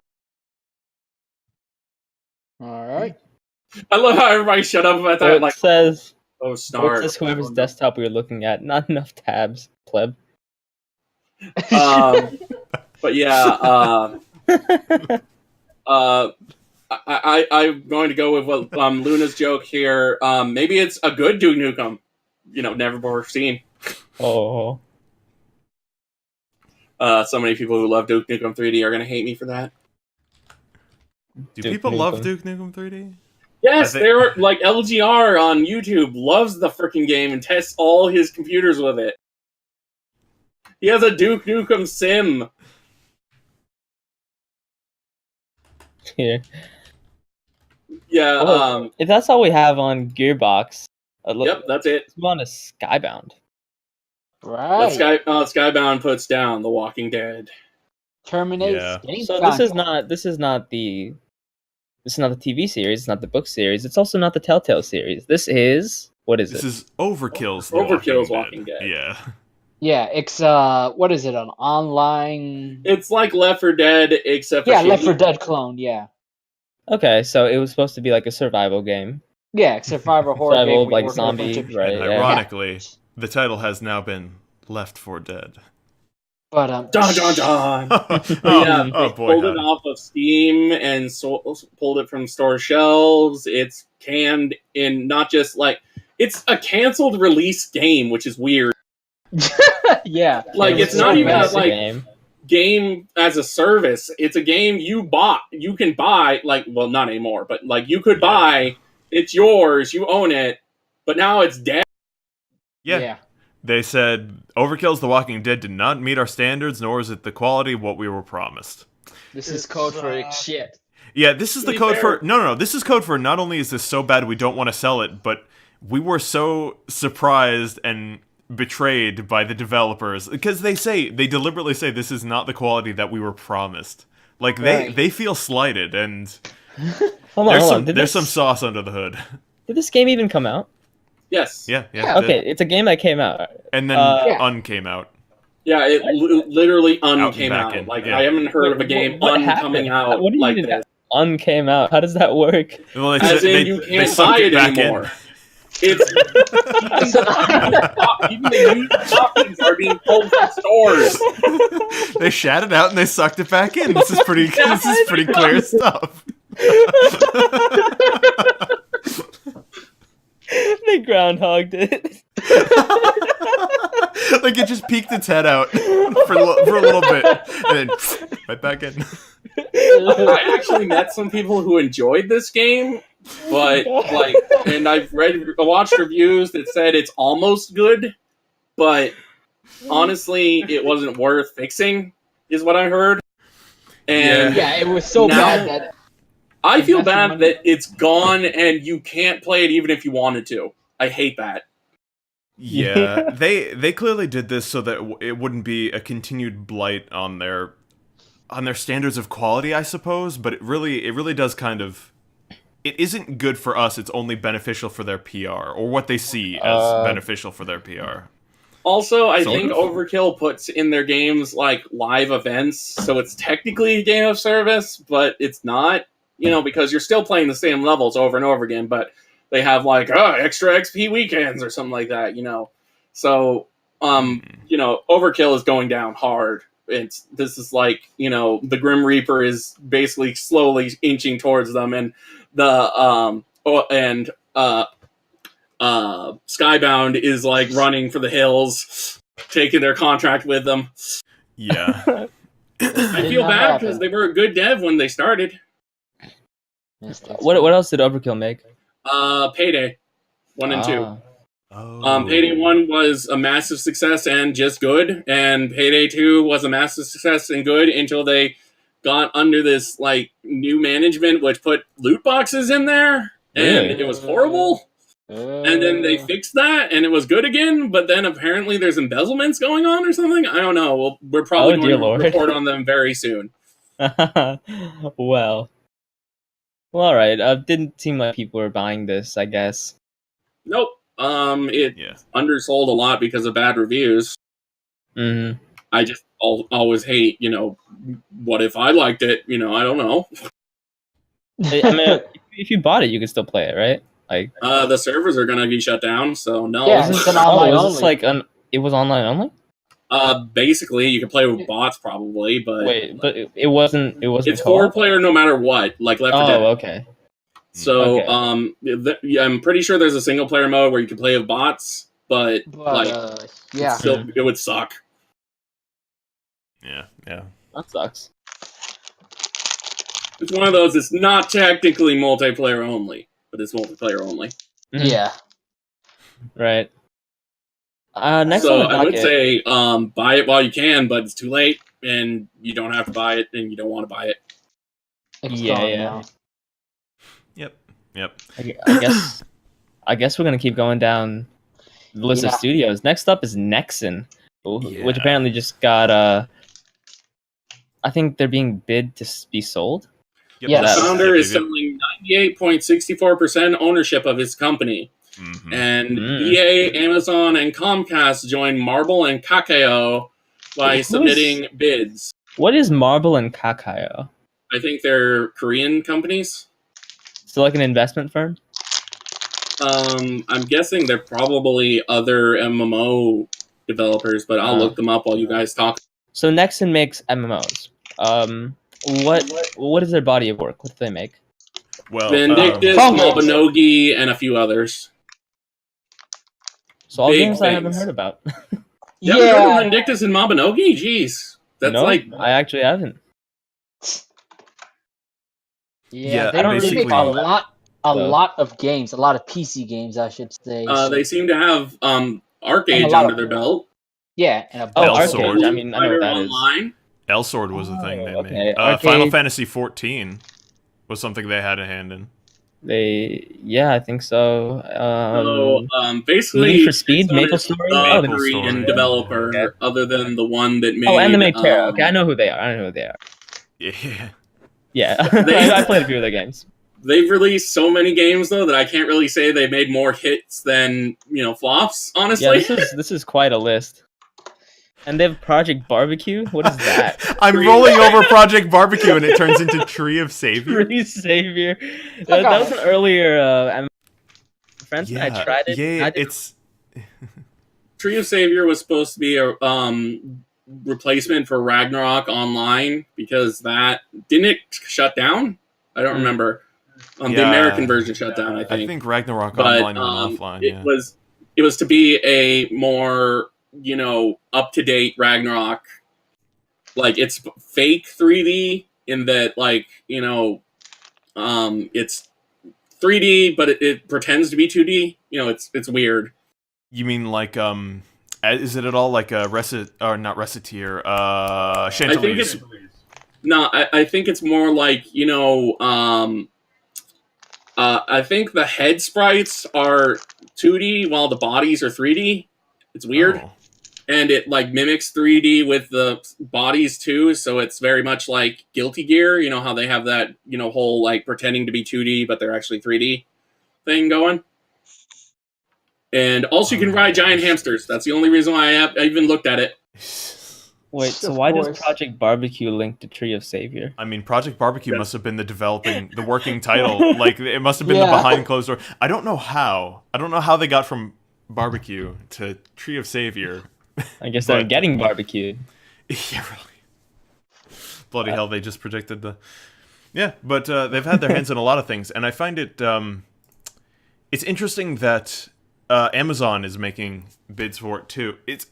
Well, frankly, it's interesting Comcast is making a bid, because what Comcast movements... is the most interesting. Yeah, what movements has Comcast made in the gaming scene? Like, really? Right, If you right. get They've a all hold of been about Xbox, TV. though, honestly, you're going to have a huge foothold in the MMO Mobile scene. market. Yeah. Yeah. And Comcast are not the most affable of fellows, and They could use it for very bad things. Yes, and I believe they would. So, I think I would like to see Amazon do it because Amazon has been all over this kind of stuff. I think we're all rooting for Amazon. The We other all option is EA, discovered and that I don't. We beat that Like horse nobody even so considered hard. EA. Like EA It's is like EA. a hope on the floor. I could see Amazon using this to kind of bolster their cloud offerings.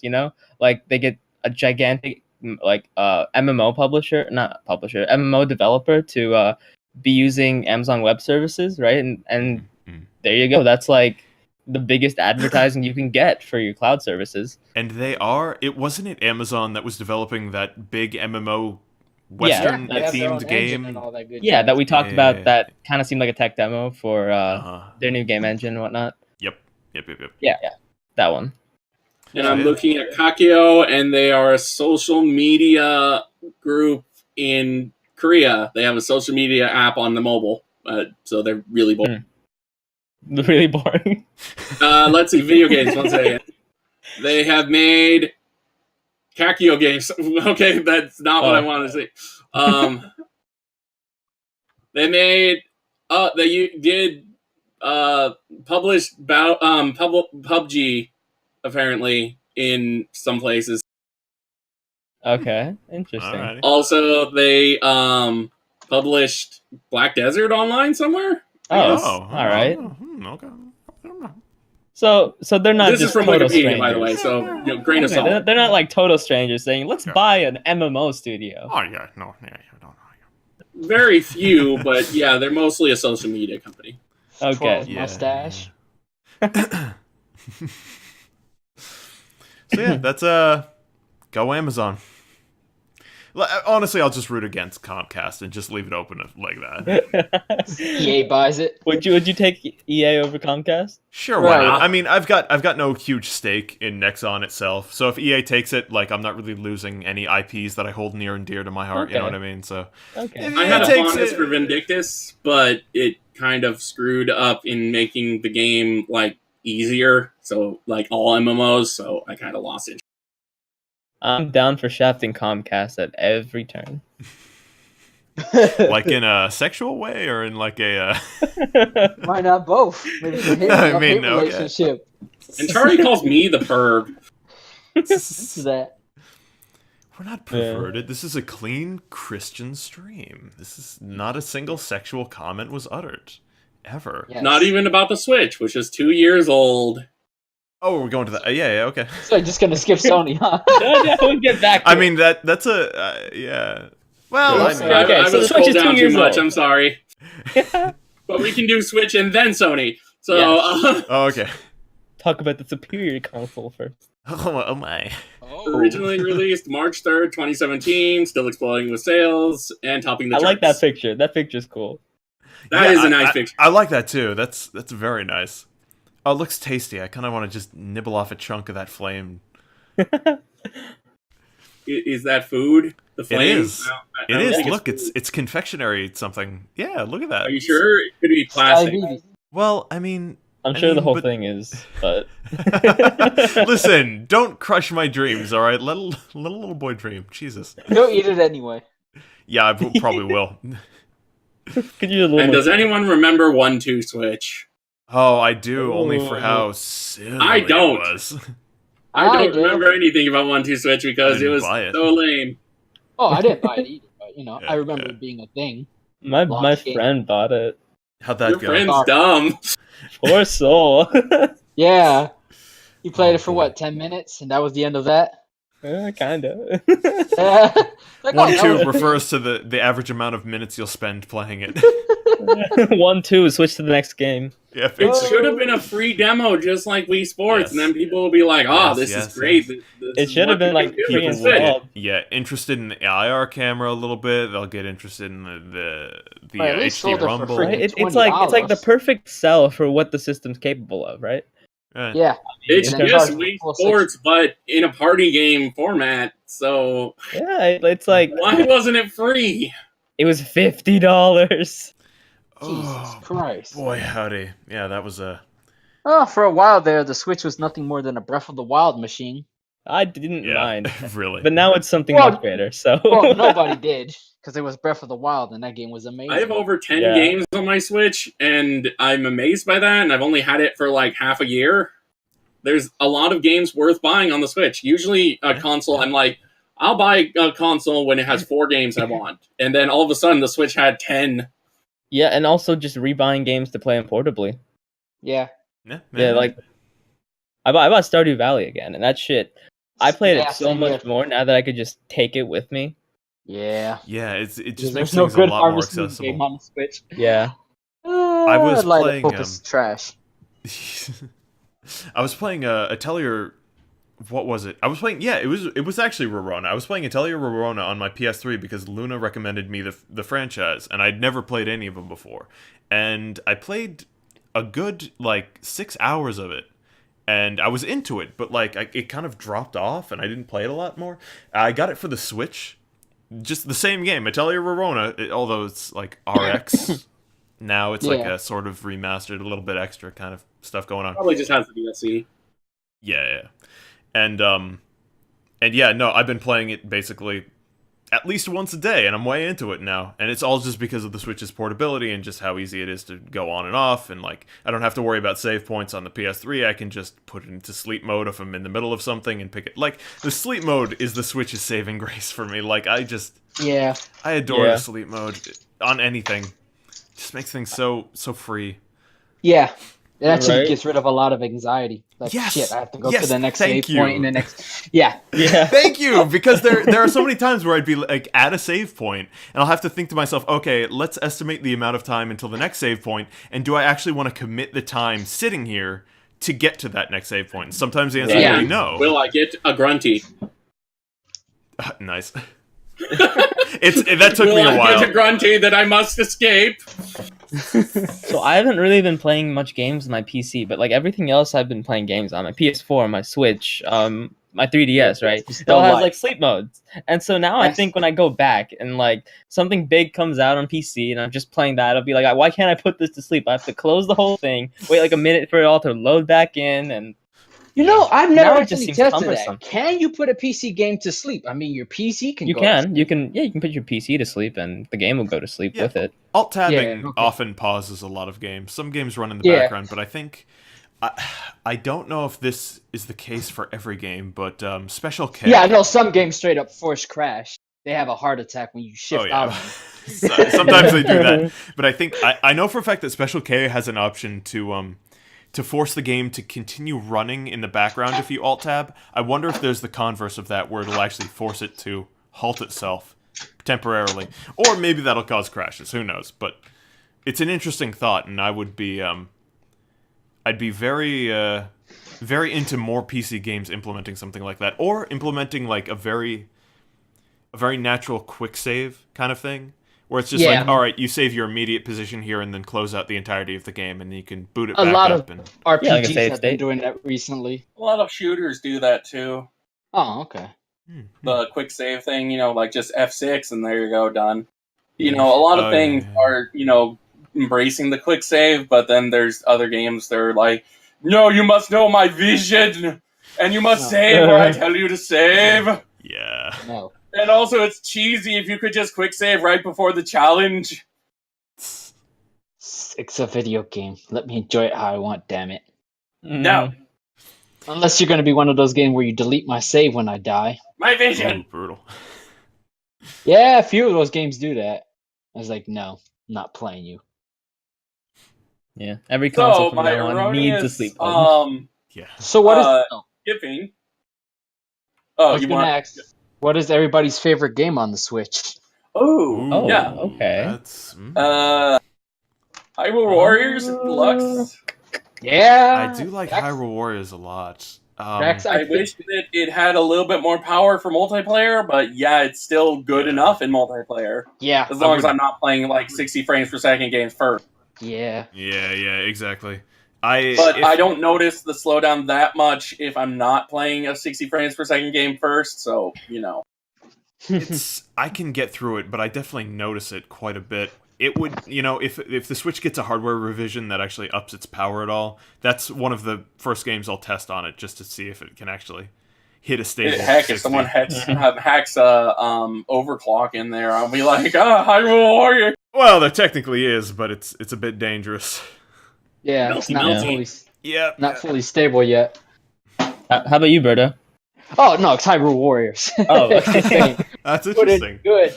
I for haven't me, played I- Breath of the Wild because, yeah, you haven't played it? no, because I'm trying What to are you get doing? like caught up in order, of games, and Okay, I'm fair waiting enough. for Twilight Princess HD to come out in something, that I have. Oh, I see. Sure. I see. Oh, you're Sure, waiting yeah. for the CU man version. It's better. For me, I actually adored either Breath of the the Wild. CMU or the Switch version that's probably going to come out. I mean, Probably, they it better. would be stupid for them not to. I would very Port it. much like that, honestly. Same. Yeah. Just make a 2-pack of Wind Waker and Twilight, and there you go. Oh, yes. You'll have my money. Yes, all about that. You sell a game again, and you didn't waste all your money, time and money on doing a Wii U version. At least be perfectly honest. They'll be 60 each, not 60 together. I know, And but they would I'm make just a saying lot more that's money what they doing should that. do. Yeah. Yeah. But you said Halo, yours was Breath of the Wild? I adored that game, and I also really love Xenoblade Chronicles 2. Yeah, that was also a close one. Yeah, Breath of the it's Wild. between those two. I think probably Breath of the Wild, but Xenoblade Chronicles 2 was awesome. Yeah. No love for Raving Rabbids? No. I actually have yet to play that game, even though I have yet to play it, but I bought it because it was Raving cheap. Rabbids. It's the you mean, Mario crossover one. Oh, you mean Kingdom Mario versus Battle or Mario whatever? Battle. Oh, Or right. Kingdom Yeah, I have that game. I played a decent amount of it. It's a decent strategy game. Yeah, it seems really good. I was making a It's joke hard. because Like Rabbids. it's surprisingly hard. It has a co-op mode, and I love that. Yeah, We're that gonna too. play co-op. It's going to be extremely stupid playing a co-op, but I love it. Yeah, it basically it's just turn based. You and someone else take turns. Yeah, it's XCOM. Yeah. Simple thing. And apparently Luigi is a stone cold badass sniper. Yes. Oh, absolutely. Have you seen the faces he makes in Yeah, his Mario Kart Death Stairs. his Mario Kart 8 Deluxe Death Stairs. Like, You wow. know that man is a stone cold assassin. He has seen things. Oh man. Oh yeah. He has seen things and he's killed them all. Right. Start to The cry. mansion was no match for him. He can face anything now. He's seen shit. He just came out of the mansion with bags under his eyes, taking a drag on a cigarette. Death, even. He's seen shit you wouldn't believe. Yeah. He was raped by the Reaper. Oh, he And now was too. returns. They had to put out a tweet saying, "Don't worry, guys, Luigi's okay." Because Yeah, he got straight up murdered. Oh my god. poor boy had his soul pulled right out of him. Right.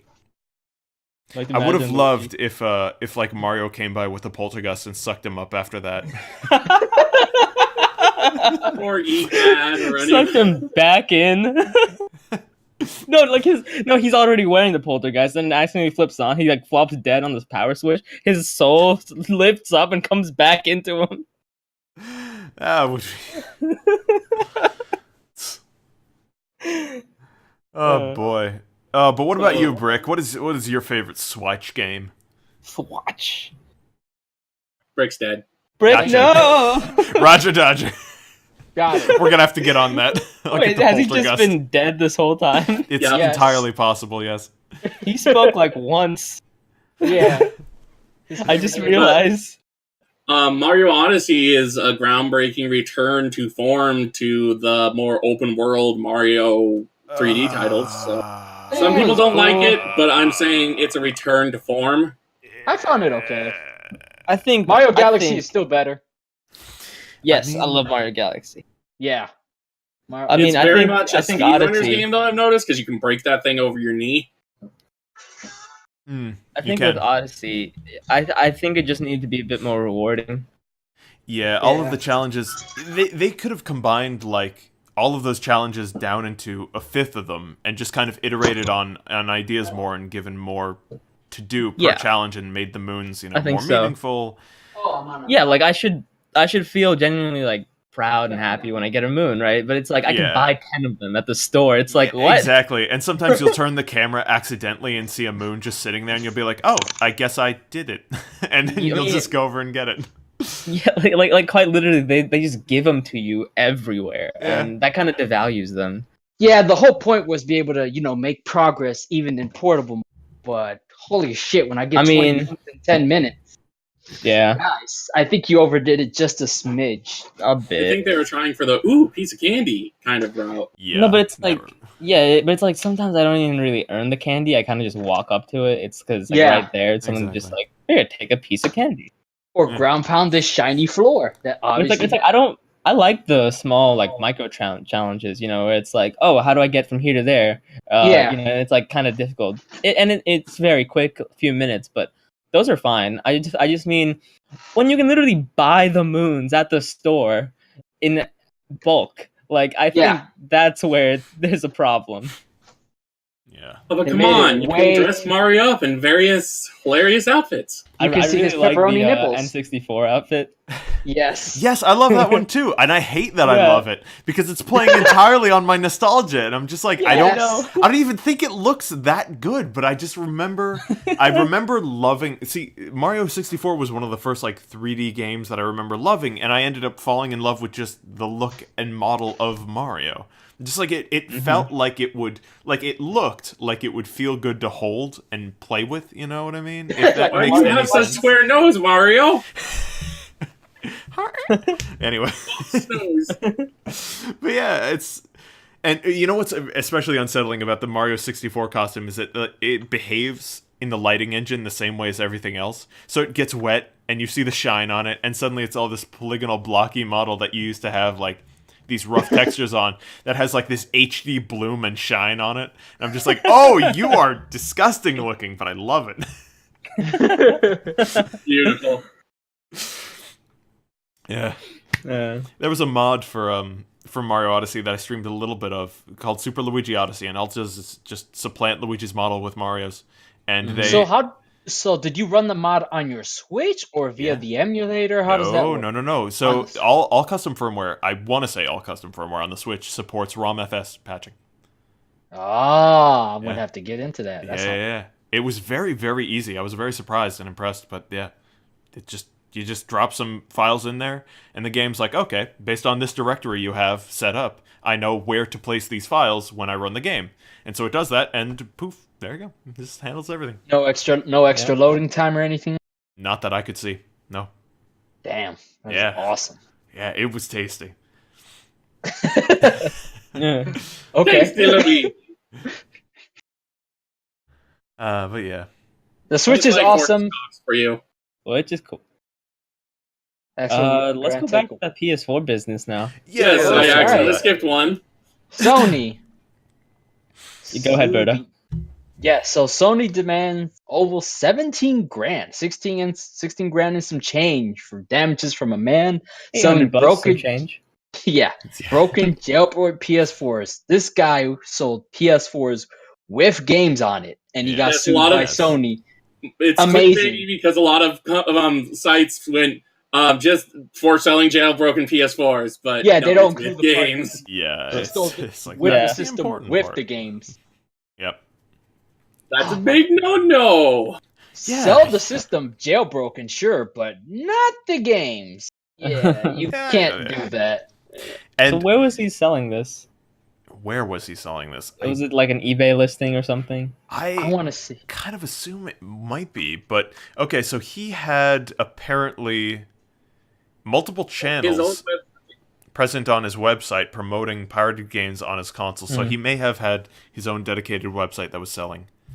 Yeah. He can't really be surprised at this outcome, can he? I'm sure he's not. I'm sure he took a calculated risk. He thought to himself, I could probably slip under the... Because, yeah, I mean, at this point, there's no way he was thinking, like, what? This is illegal? Oh, my. Yeah. So it's...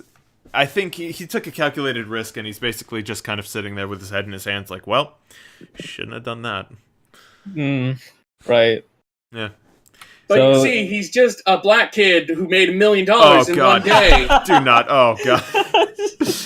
A young No, black and kid made they $1 want a million piece of in one that. day, and Sony called him up, and they were like, oh, wow, we got to get a piece of that. Just, God, Yeah. God bloody damn Soldier Boy. Are you fucking with me?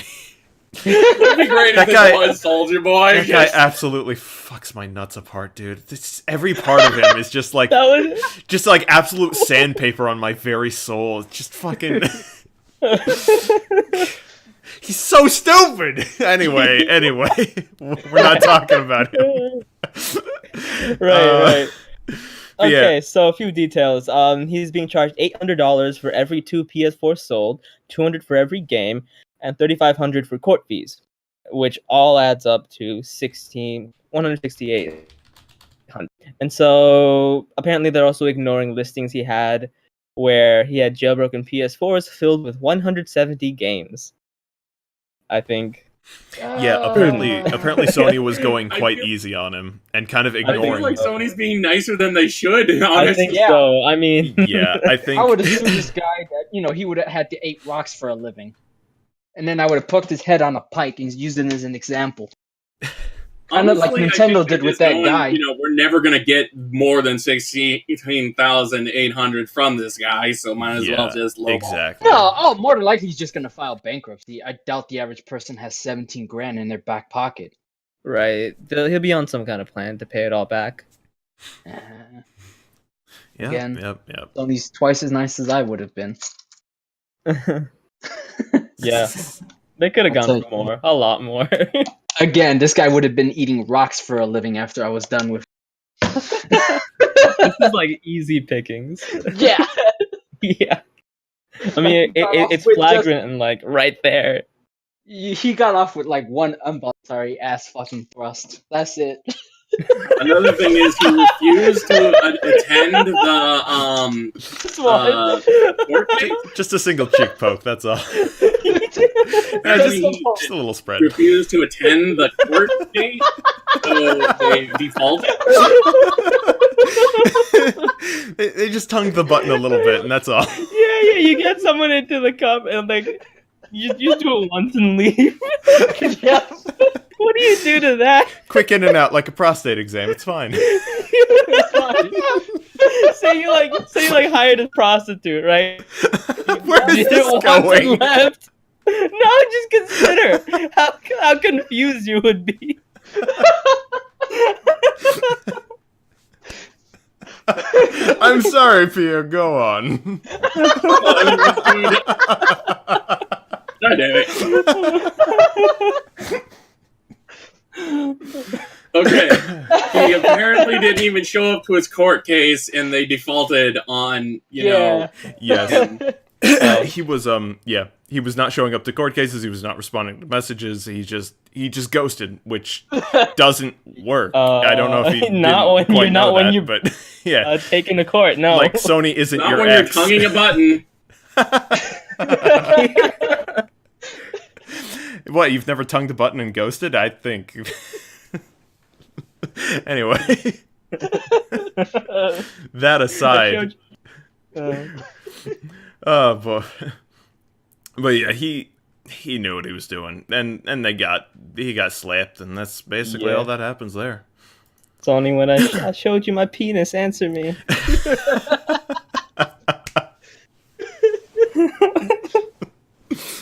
Oh boy. Speaking vaguely of, I don't know, I couldn't even form a segue at this point. Pokemon Sword and Shield are a thing. Pokemon! Oh, it was right there in front of me. Whoa.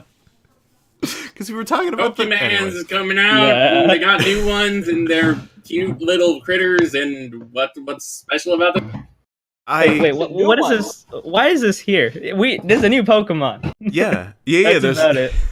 There's a new Pokemon. The only special thing about these. Okay, well, the only truly special thing about this new Pokemon is that it's taking place in Britain or England of some kind.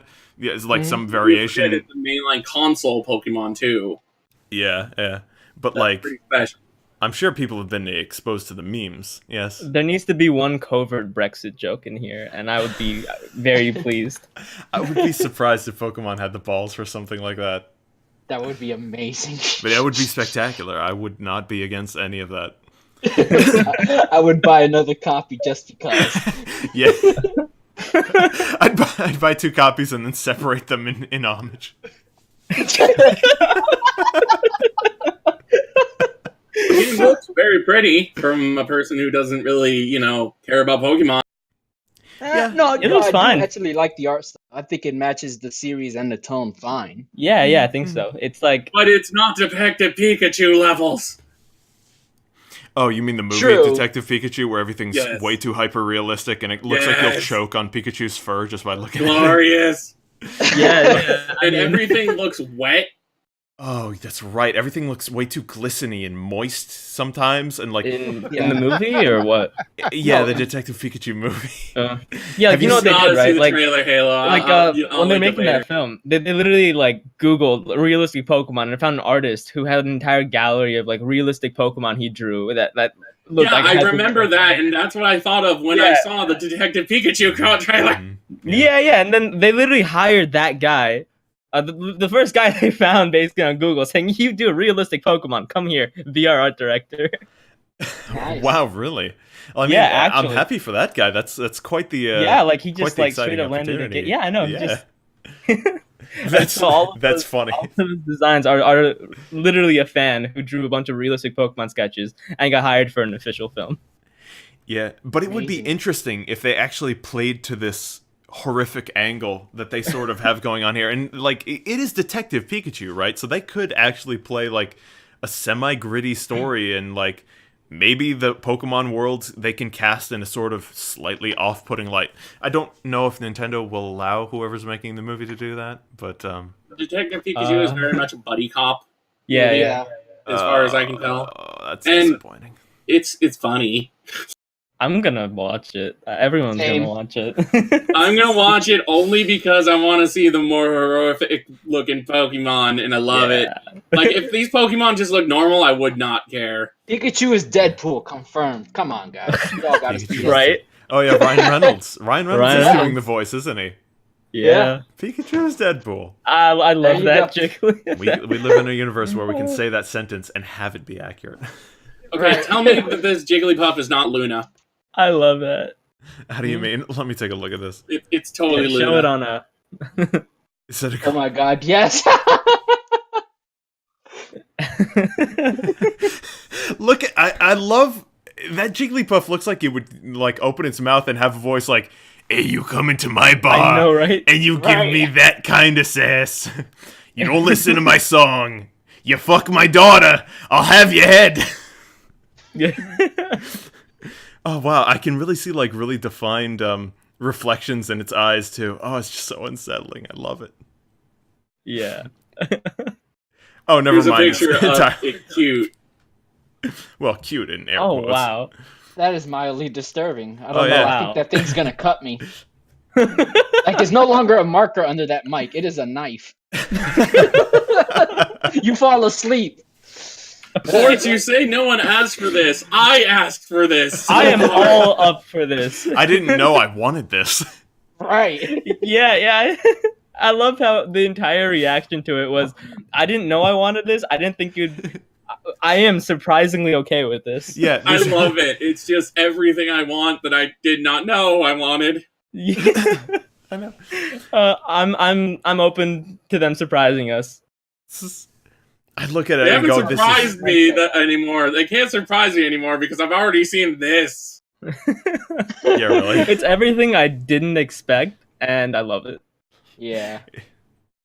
But everything I Pokemon do. Sword isn't Like this 2007, you'd have people on YouTube try making like a realistic Pokemon trailer, right? It's like all of that, but now it's happening, you know? yeah. Oh boy. Oh yeah. Well, I'm looking forward to that. Any other But yeah, thoughts there's on... actually a new Pokemon game coming out, guys. Right, any other thoughts on actually Pokemon Well, we know Sword and basically Shield? nothing of it. The only piece of We know- information we have are the starters, which look like starters.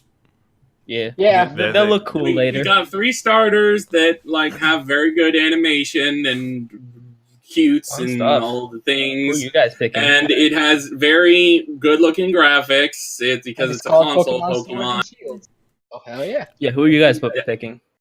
The blue It's- one, whatever it's called. I'm gonna pick the I'm bunny. gonna take the one on the right if I ever play it, which I'm not gonna. I'm not But, going to play yeah. it, but if I did, I'd pick the grass one because he's by far the doofiest looking out of them. Although the blue one True. looks like he has no idea what's going on, and like the person, Exactly. like he showed up at a party, but the person who invited go him isn't there, invisible. so now he's just like lost.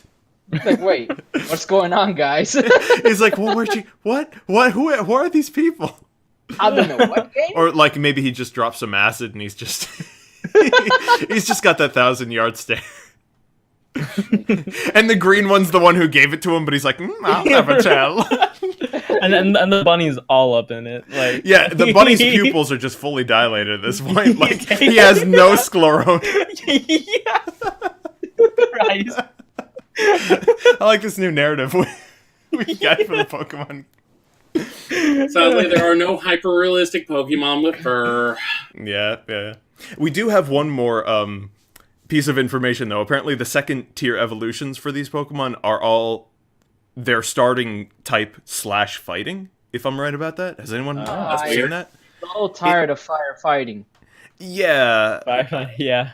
Fire It's gonna fight. be, this thing's gonna evolve into a punch bunny. It Punch certainly bunny. is. Or kick bunny, you know. I've never had a water fighting, so that would be cool. That would be cool. Water fighting. It's also going to take place in a British-inspired area. Yeah. Yep. So buy it, nerds. Of course, they're going to buy it. Everybody's Oh, going of to course buy it. it's It's going yeah, to I was sell so all long the things. before. I haven't bought Pokemon since Pokemon Black. You don't count. Oh, okay. I mean, that's actually You entirely just don't acceptable. count. Yeah, I'm on board. You made that clear. I want to finish my Pokedex one day. Yeah. I'm not far from doing it. It's just one day I need to make the time to do it. I gotta play Ultra Sun and Ultra Moon to get the last few Pokemans. I think I finished Platinum. I got like most of like Kalos and Unova and stuff. It's I don't have much left, honestly. Like maybe 50 from some of the regions. It's not too much. There you go. I just wonder how long until they get so much bloat in the Pokemon series, like with so many Pokemon that, like, when will they have to like reboot or something? I don't know. What are they going to do? Are you saying we're not already there? Yeah, Well- we're like at Well, what, 900? clearly we're not cross already there 1,000 with because- this one. Yeah, I don't know if they're like, ever. I was kind of hoping that they would go more the route of that Alolan stuff. You know, that was a good idea. You know, but now they're just going for the more. Yeah, I mean, I don't know if they'll ever really reach critical density because they've already established that like there are some Pokemon that don't return for the next generation, so they can really kind of just leaving Pokemon by the wayside. And like if they never used like if they never used like Jinx again, would people really throw a riot? Like they can kind of keep cycling through a manageable amount of Pokemon and just keep iterating. I think ad infinitum. Whether they will or won't, I don't know, but I think they Yeah, could. but sooner or later they're going to get to like design fatigue. Again, I think are we that's- not already I there? think that one. I think we've. Yeah. I mean, You know, right now I think they're on the cusp of it. Honestly, like they're close. Like I can see a lot of design. Like I can see a lot of the old Pokemon in these new Pokemons. You know, Borts, they tried to reboot Kanto. They called it Pokemon Let's Go, and that didn't quite work out. it worked Yeah. out pretty good for them. It sold well, and people liked it. Reviews. Yeah, its demographic loved it. Honestly, I feel though that Oh, boy. like they're getting to the point that Digimon has always been, which is they've always been bloated. You know, like if you play a Digimon game, you're like, I don't even know what the fuck is going on with these things. There's so many, and sometimes they just throw away Digimon, like they don't care. Like this Digimon didn't work, but we're keeping the poop one. Yes, always the poop. Yeah. Keep the literal trash. Yes. Yeah, so really, like Pokemon though, like they kind of set Speaking of in literal stone trash, their anti-vaccine. Pokemon. Like you have to get all the Pokemon in your game. Like you not like single player run through, but trading and stuff like that. Mm-hmm. You can't really just leave a Pokemon by the wayside. Well, like you'll be able to, bring it into the game or have it in the game somewhere, maybe as a wild encounter. Yeah. But it's like they can still, in the course of your normal adventure, restrict you to maybe a couple hundred. Most of the new ones, and a they couple usually old do ones. that, and Yeah, that's what they do. But I'm saying Digimon literally just drops Digimon. That's how they combat. Wait, so you don't get them back again? No, Like, they're gone. Like they Wow. don't care. Like they bring them back if they feel they need to, but some Digimon just gone. They don't even matter. wow. Like Digimon does not give a fuck about their Digimon. Like they're there and then they're gone. Huh. That's interesting. There's no number system for Digimon, and there's no set stats for Digimon. They just this one's a super powerful Digimon in this one, but he was crap before. Huh. Oh, okay. Reminds me of that. Digimon is very much, in the vein of what's good for this game is what's important, while Pokemon is very much a legacy. All the games, build on each other. Reminds me of those bootleg Pokemon cards I found in India. It's like their official flea market stuff, and the instructions say you and your opponent put down a card, then you decide who wins. Yes, I've seen those. You decide who wins. I'm not making it. Literally said, then you decide who wins. Yes. I love one card will say play this card from your hand. Now have a genuine conversation with your opponent and rationalize your differences and settle. They're bootleg cards, right? And so they read more like Pokedex entries. I don't even remember seeing moves on there. Some of them even do the pacifist Pokemon cards. System, which means that they have a number, and that it's just if it has a better number, it wins. That's it. So there's some cards that are just better than others. It's great. Those bootleg cards, they're wonderful. Yeah, I know, they're fantastic. Oh man. In the end, though, I'm interested in watching Pokemon. I'm not interested in playing Pokemon, as in I'm watching the game series get how they tackle going into another generation without collapsing in on itself like a black hole.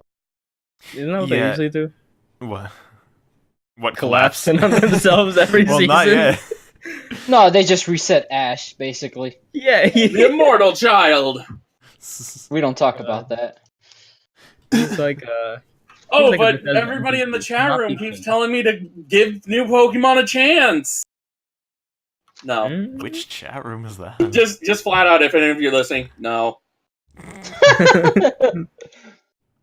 Gotta catch them all. I mean, I did hear that the animation was bumped up in quirkiness and appeal. Honestly, it's bumped down though. He's bushy faced and that new anime style that I hate so much, where everything's all gooey.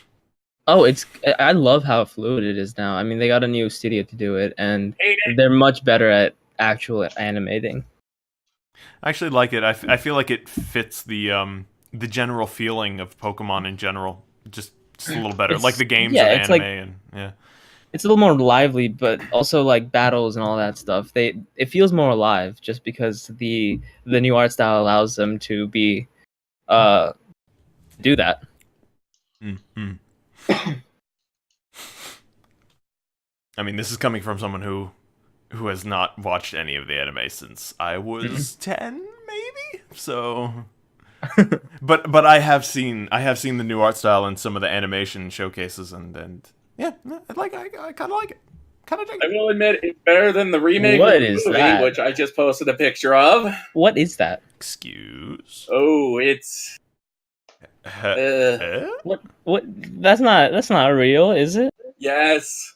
The fuck? What's it for? They look like It's a action remake figures. of the first movie. A remake of the Is that first like movie. is that like claymation or? No, it is 3D. It is like It- Jump Forces levels of 3D. What in the Oh no! No, that's gonna. It looks Yeah. perfectly fine on the Pokemon, but then they showed these people, and I'm like, oh. Yeah. It's gonna feel no. so jarring. Yeah. Psyduck has that 1,000-mile stare. But yeah, watch the trailer, and you'll see that the Pokemon look totally fine, like utterly fine in this game, Yeah, because, like like, in this we've seen Pokemon. anime. But like these people, what is wrong with Misty's face? Again, they What's wrong with all of like their clay faces? dolls.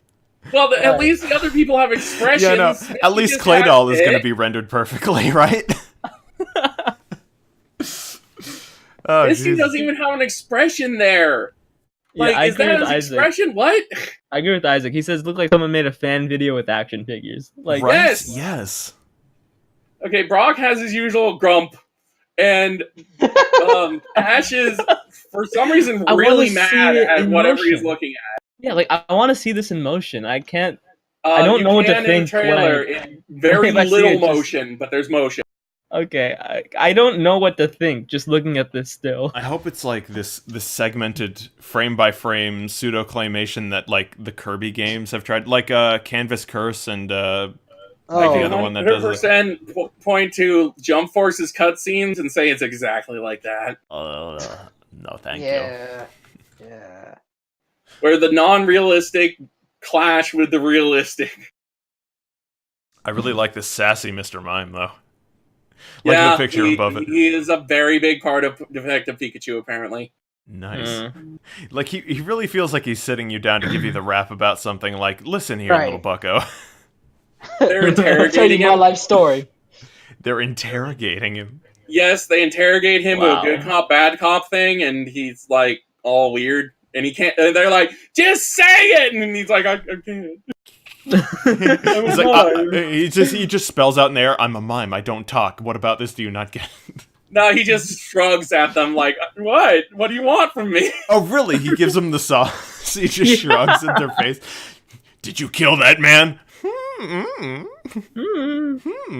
Well, first they smash him off his invisible bike What by the fuck? blocking his way. Wow. Okay, that is Well, you see, they step in front of him as he's riding his invisible getaway bike, and then they That take him sounds in awesome. for I'm not gonna lie. interrogation. That sounds incredible. It is Do great. you have katanas? Isaacception. guys, we've been compromised. He made his way in. Subplan Alpha, escape route Beta. Quick, act normal. Get the bombs and run. Right. So I think we have nothing else really to add on Pokemon. Yeah, I think Pokemon's nice and wrung out. We have talked about 3 different Pokemon things coming out when we only needed to talk about one, but that's fine. It was cool. Uh, What is Next. this last? let's this get little further bit into of, rock bottom, shall we? Petition Yeah. to Petition add to add anti-vaxxers to play games. Like, is its goal. Developers love say this. they'll do it. Yeah, the I love developers are this. apparently on board. This is amazing. Awesome. This is like shit posting become reality. Yeah, I know, right? This is absolutely marvelous. I like how they tweeted, "Okay, fine. If this petition gets to 10K, we'll add a specific new anti-vaxxer scenario." Yep. And it happens, it's like, well, shit, I gotta do it now. Yep. I There know, we go. right? Like, that's actually like. Great. Yep. I mean, I don't I don't want to get too political, but just I don't get the logic behind. like there's really gonna be somebody defending anti-vaxxers in the chat. Like, hey now. Maybe we should listen. I feel like anti-vaxxing isn't even really political. It's just It's ignorance. just stupid. It's Yeah, it's it's- anti-science. It's Yeah, I misguided. mean, it's like the argument is like I want to know, what I'm putting inside my child, right? But like, there's Yeah, already you can look it regulation up. for that. You can look it up, yeah. Yeah. And It's been the other thing is, I regulated want to hell and back. right, and the other thing is, I want the choice to be able to do it because freedom and all that. But it's like, herd immunity, and also yeah.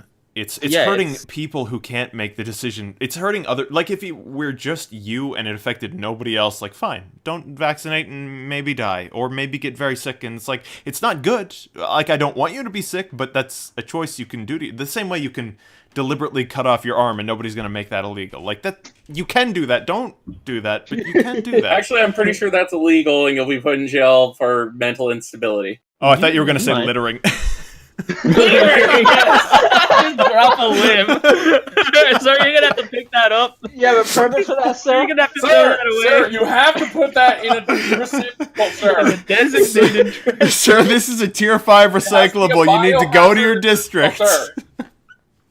Sir, that is not a biohazard receptacle. You have to put it in the biohazard. Yeah. Like you have those recycling signs that point you which goes where. Arms here.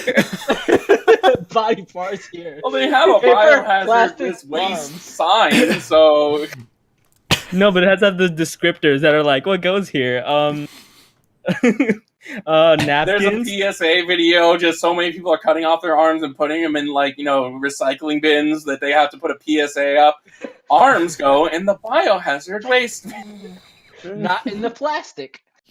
Also, just a reminder: don't eat Tide Pods. Just don't. There's a lot we have to tell you that we didn't realize Is we that had to. still going on? I don't think it is. I No, don't. I don't No, get no, it. no. I That think one's it's digging one's up died. old wounds. I know. I'm just. Just Yeah, in the I can vein tell of you. Like, things. Zelda, that- Everybody's stupid. I can tell you, it kids. gets annoying to do the laundry now because you have to open. Because they have those like childproof zippers, but they're really on there tight. Yeah. Like they And just Halo's added them. basically a and, child, so it's hard for him to do things childproof. Yeah, if it didn't say childproof on there, I might eat them. Okay. If it didn't say anything not childproof, just down the hatch. Yep, I eat anything that's not childproof. Even yeah. Anyway, I'm really liking that there's this gigantic upsurge of like anti-vax memes that just vigorously berate because hopefully this massive backlash is just going to eventually cause at least one of them to like get self-critical and reflective, just like No. maybe I'm sure some people have been, but I'm pretty sure Yeah. their skulls are I'm made of hoping that someday we demonize more the people that are spreading the lies than the people that are believing them. Because God in heaven, there's some assholes out Yeah. What is the origin of this? I feel like it was I heard it was a medical paper people published by made up- somebody who was disgraced. yeah, there. it Some was people actually made up what's in vaccines. They just made it up. Yeah, that was Yeah, one of the it's arguing apparently some points. study, right? And so a bunch of people are like, well, scientists are coming out with this study that vaccines might cause autism, and Yeah, There's now poop in your vaccines! people yeah, now were now looking they're at just stuck with the misconception. yeah, and then people were looking at the mercury in the vaccines. And they're like, "Oh my God, there's mercury! You're putting mercury, and that's harmful." It's like, yes, but it's bonded with other things to make a new molecule. That's not just raw mercury. We're not turning your kids into a thermometer. All right, this is like you understand That's how we check the that temperature. atoms change properties when they bond with other atoms. Like this is No, really yeah. fundamental. That's witchcraft. That's witchcraft, and I'll have none of it in my Christian stream. Right. Alchemy is the poisoning my devil's kids. plaything. Molecular In chemistry the end, is a this is government a conspiracy. very or something. snake oil salesman thing. People wanting to sell books and Yes. Yeah. do things like that. It's horrible, and I kind of hate that. Like the internet cultures are kind of demonizing the idiot, like not idiots, I should say ignorant. The ignorant about this when they should be demonizing the people spreading these lies and stuff. Yeah. Hey, did you know that Because- Amazon Smile, that donation place, if you buy from Amazon, it donates to like some charities. There's like 4 anti-vax organizations on that charity list, on the That's donation horrible. Well, Really? list. Yeah. Yeah. believe it Why or not. are they supporting this? The I thing- mean, I don't know. Yeah, I mean, the thing about demonizing the ignorant is, firstly, like, they are some of the biggest proponents of the ones spreading the information as well. And also, they're also doing, like, I just use also twice, they're doing direct harm to people in their immediate lives as well. Yeah. I use that that's again. true, but I'm just saying, I think it would be better to target, like, for example, the Sony pirating issue would be better to target the person, on the top of the chain than the bottom. Mm-hmm. Yeah. Well, I Do we guess know the who's at the argument top can of be the chain? made if you target the people on the lower chain, they'll stop buying the product, and it would invariably affect the people on the top of the chain. Yeah, But they shouldn't target them with ridicule. They should target them with, like, some way to get through their heads. I don't know. There's plenty of videos and that's- articles that's the online thing. making the argument, debunking their BS. I know. I'm just saying, I'd rather see, more hate lumped towards the people, like, at the top of the chain. Yeah. But the thing is, like, with so many sources of misinformation, you can kind of point to one company or industry and say, like, oh, these are the people putting out the falsified studies to serve their narrative to gain money. But, like, is there an organization or body of people who are serving a private interest by intentionally disseminating misinformation? Because in this like case, the fact that it's lasted so long, there has to be. I'm not in the know. I haven't looked into it, but I feel like there has to be. Well, what about flat earthers? Would there have to be somebody behind that idea as well? I think these things just. I know nothing about flat earthers. I refuse to believe they're real people. I refuse to even touch that because it's so stupid. I mean, I just no. And for Lucky Dingo, the top of the food chain would be the person selling the pirated goods, not the person pirating themselves. Yeah. So, the people making a profit, and I'm sure that there has to be something. Like, I know also there's religious organizations that are anti-vax because they're kind of anti-science. Yeah, target those people too. That actually might be it. So in the end, I think coming out of ignorance too. Like if they're just anti-science, but that's willful ignorance, and maybe. I mean, I wonder, right? Like, if they're doing it in a way to deliberately mislead people to like get them into a herd mentality and like, oh, come to our church and believe in Christ and do all this stuff. Like if they know believe in Christ, so he'll fix your stuff, not this sciencey crap. Yeah, I honestly wonder if it is that or if they genuinely don't know because they 50-50. Yeah, it's hard to pin down. So I've seen documentaries of people with faith healing and, 50-50. Like, most of them are shysters, though. Yeah. Like, the people that actually, cause harm are usually, in it to boost them. Yeah. Well, they directly get money from that. Like, they're actually selling their falsified services. So that's easy to pin. And a lot of anti-vaxxers are religious people, and the churches that they follow are just trying to get them to, put more faith in God, thus put more money in our coffers, Essentially. And I'm not anti-religious. Let me just say that. I'm a religious person. I'm just saying there are very, usy, just like anything else, there's bad to it too. There's plenty of past anywhere precedent. You can make money, there's people that will exploit it. Yes. Yes. Yep. So I'm not demonizing the whole thing of religion. I'm demonizing the people who misuse it. Yeah. That's okay. You're still a bigot. Tella. Don't worry, I was already defending Lolita. I can defend this too. Like you have the televangelists. I love watching those people. Oh god, 700 Club came on after Pokemon, and I hated it. Yes. I love that one guy who like bought a private jet and said God needed me to buy this jet so I can get closer to him in heaven, right? Was that Joel Osteen? No, wait, was that? Was it? I'm vaguely remembering something that he did that was sort of similar to that. Joel Osteen is incredible, but only because there's this bot that takes every one of his tweets and replaces the word God with your dick. With your dick. Yes! Oh my god, I adore There's one that says like, don't magnify your problems, magnify your dick. Your dick. I'm just like, you got it, Joel. Plantis. Let me go there right please, now. let's have a Go little bit there. of... I'm Yeah. The guy right for now. the jet Your thing dick is Jesse going to D. show out Plantis, not by the way. only to take you into your destiny, but to prove to the people around you that the Lord is on your side. Let me find a good one. It may not have happened yet, but look again. That doesn't mean it's still not going to happen. That setback didn't cancel your dick's plan. It was a setup for your dick to take you further. Your dick is still going to do what he promised. I don't like the fact that my dick is talking to me now, much less promising things. I like the pep talk that they're giving my dick. You know, like, don't worry, your dick's gonna do it. Don't worry.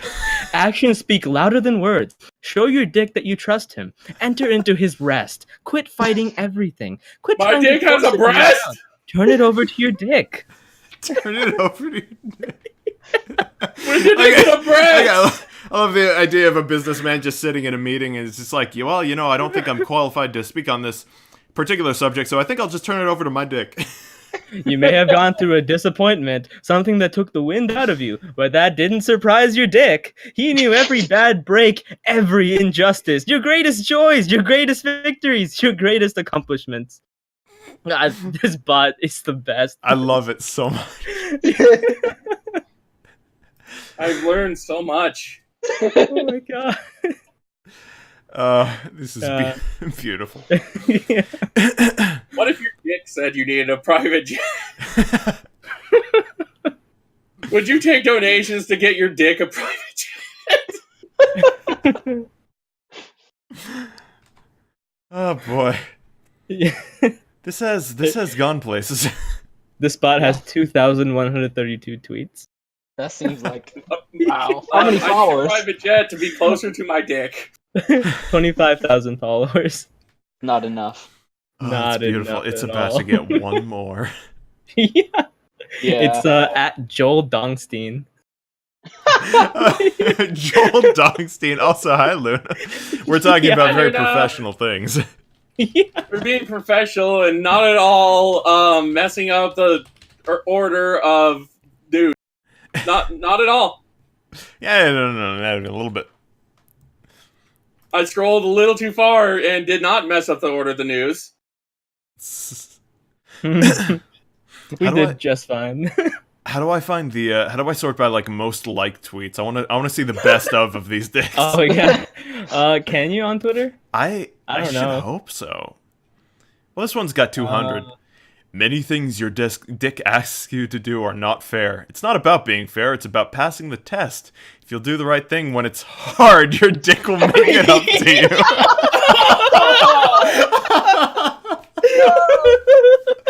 Why does that work so well? Yeah, I know. There's so many comments on these that are saying Austin has to be in on it. Some of these are too perfect. Like Right. he can't not know this exists and not purposefully word it that way. Like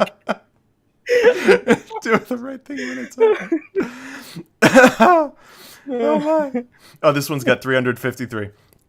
Oh. Your words can limit your life or they can increase your life. They can curse your future or they can bless your future. Don't talk about how big your problem is. Talk about how big your dick is. What? That doesn't even make sense if you put God in it. Talk about how big God is. Like, he has to What? be doing this He on has purpose. to be. Yeah. I thought he doesn't have an existence because he's so big yet so small. What? I'm just trying to think. Don't talk about how big your problem is. Talk Talk about how big your dick is. He has to know about this because that makes no sense the right way. Oh my god, let's find another with 300. When your dick tells you to do something, don't debate it. Don't try to figure it out. Don't check with 5 friends, just do it. When you obey, a blessing will always fall. Well, See, I know many people that would think that way. Yeah. I would think that way too. Oh no! Stay on that page. Don't move. This one right here. Yes. You're not always going to understand what your dick's asking you to do. It may be difficult, but when you sow that extraordinary Oh, my seed, God. when you go out of your way to help someone, get ready. You're going to see your dick's favor in an extraordinary way. When you sow that extraordinary seed. Yeah. My Joel. I just want to take this one sentence out of context. Your dick is in control. That's all. All men have experienced this once in their life. 296 for this one. Your dick doesn't let us be comfortable all the time. This is already good. There'll be seasons of stretching, growing, where we're not getting our way. The wrong thing is happening. The good news is that your dick gives you strength for every battle, grace for every season. There's gonna be some stretching and growing when we're not getting our way. The wrong thing is happening. Wait, the one below that. Oh, hold on. Let me go back to that. It says, don't let what was once a miracle become ordinary. Don't lose the awe of what your dick has done. As you stand over that dead body. Every chance you get, remember what your dick has done in your life. Talk about his greatness. Not bragging on you, but bragging on your dick. Listen, God thinks my dick is phenomenal.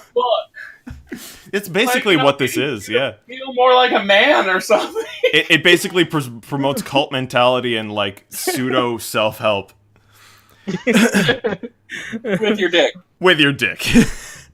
Obviously. You're connected to the most powerful force in the universe. He's working out his purpose for your life. Quit worrying. Thinking it's not going to happen. Focus on how big your problems are. Start focusing on how big your dick is. Why is he big? Why I don't know. Like man? He really wants us to talk about how big God is. Like big in what sense? In the metaphorical sense, or I'm like sorry, popular? I'm shouting, but Is God popular? It says when Moses asked your dick his name, he said, "My name is I am." He was saying, "I am everything. I am protection. I am strength. I am healing. I am provision. I am deliverance. I am wisdom. I am favor. Nothing can stand against." Your dick. Your dick. Your dick. Our God. Yeah. Oh boy. Oh my goodness. Oh, I'm seeing a lot of repeats too. Like Joel, no, not yet. One more. Just one more. You wouldn't be reading this if your dick wasn't about to do something unusual.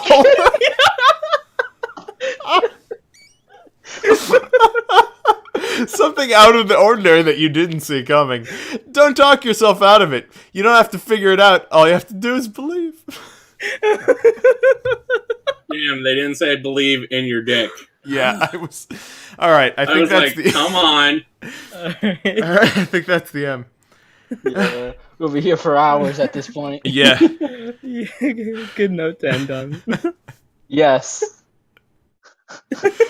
Oh my God. Thank you all for joining us. This has been a spectacular... This has been an extraordinary sowing of our seed. Good night and goodbye, everybody. See ya. Thanks. Bye-bye. Next Sunday, Good 3 night, everybody. p.m. Eastern. Same time, same place. Probably gonna involve dicks. Later.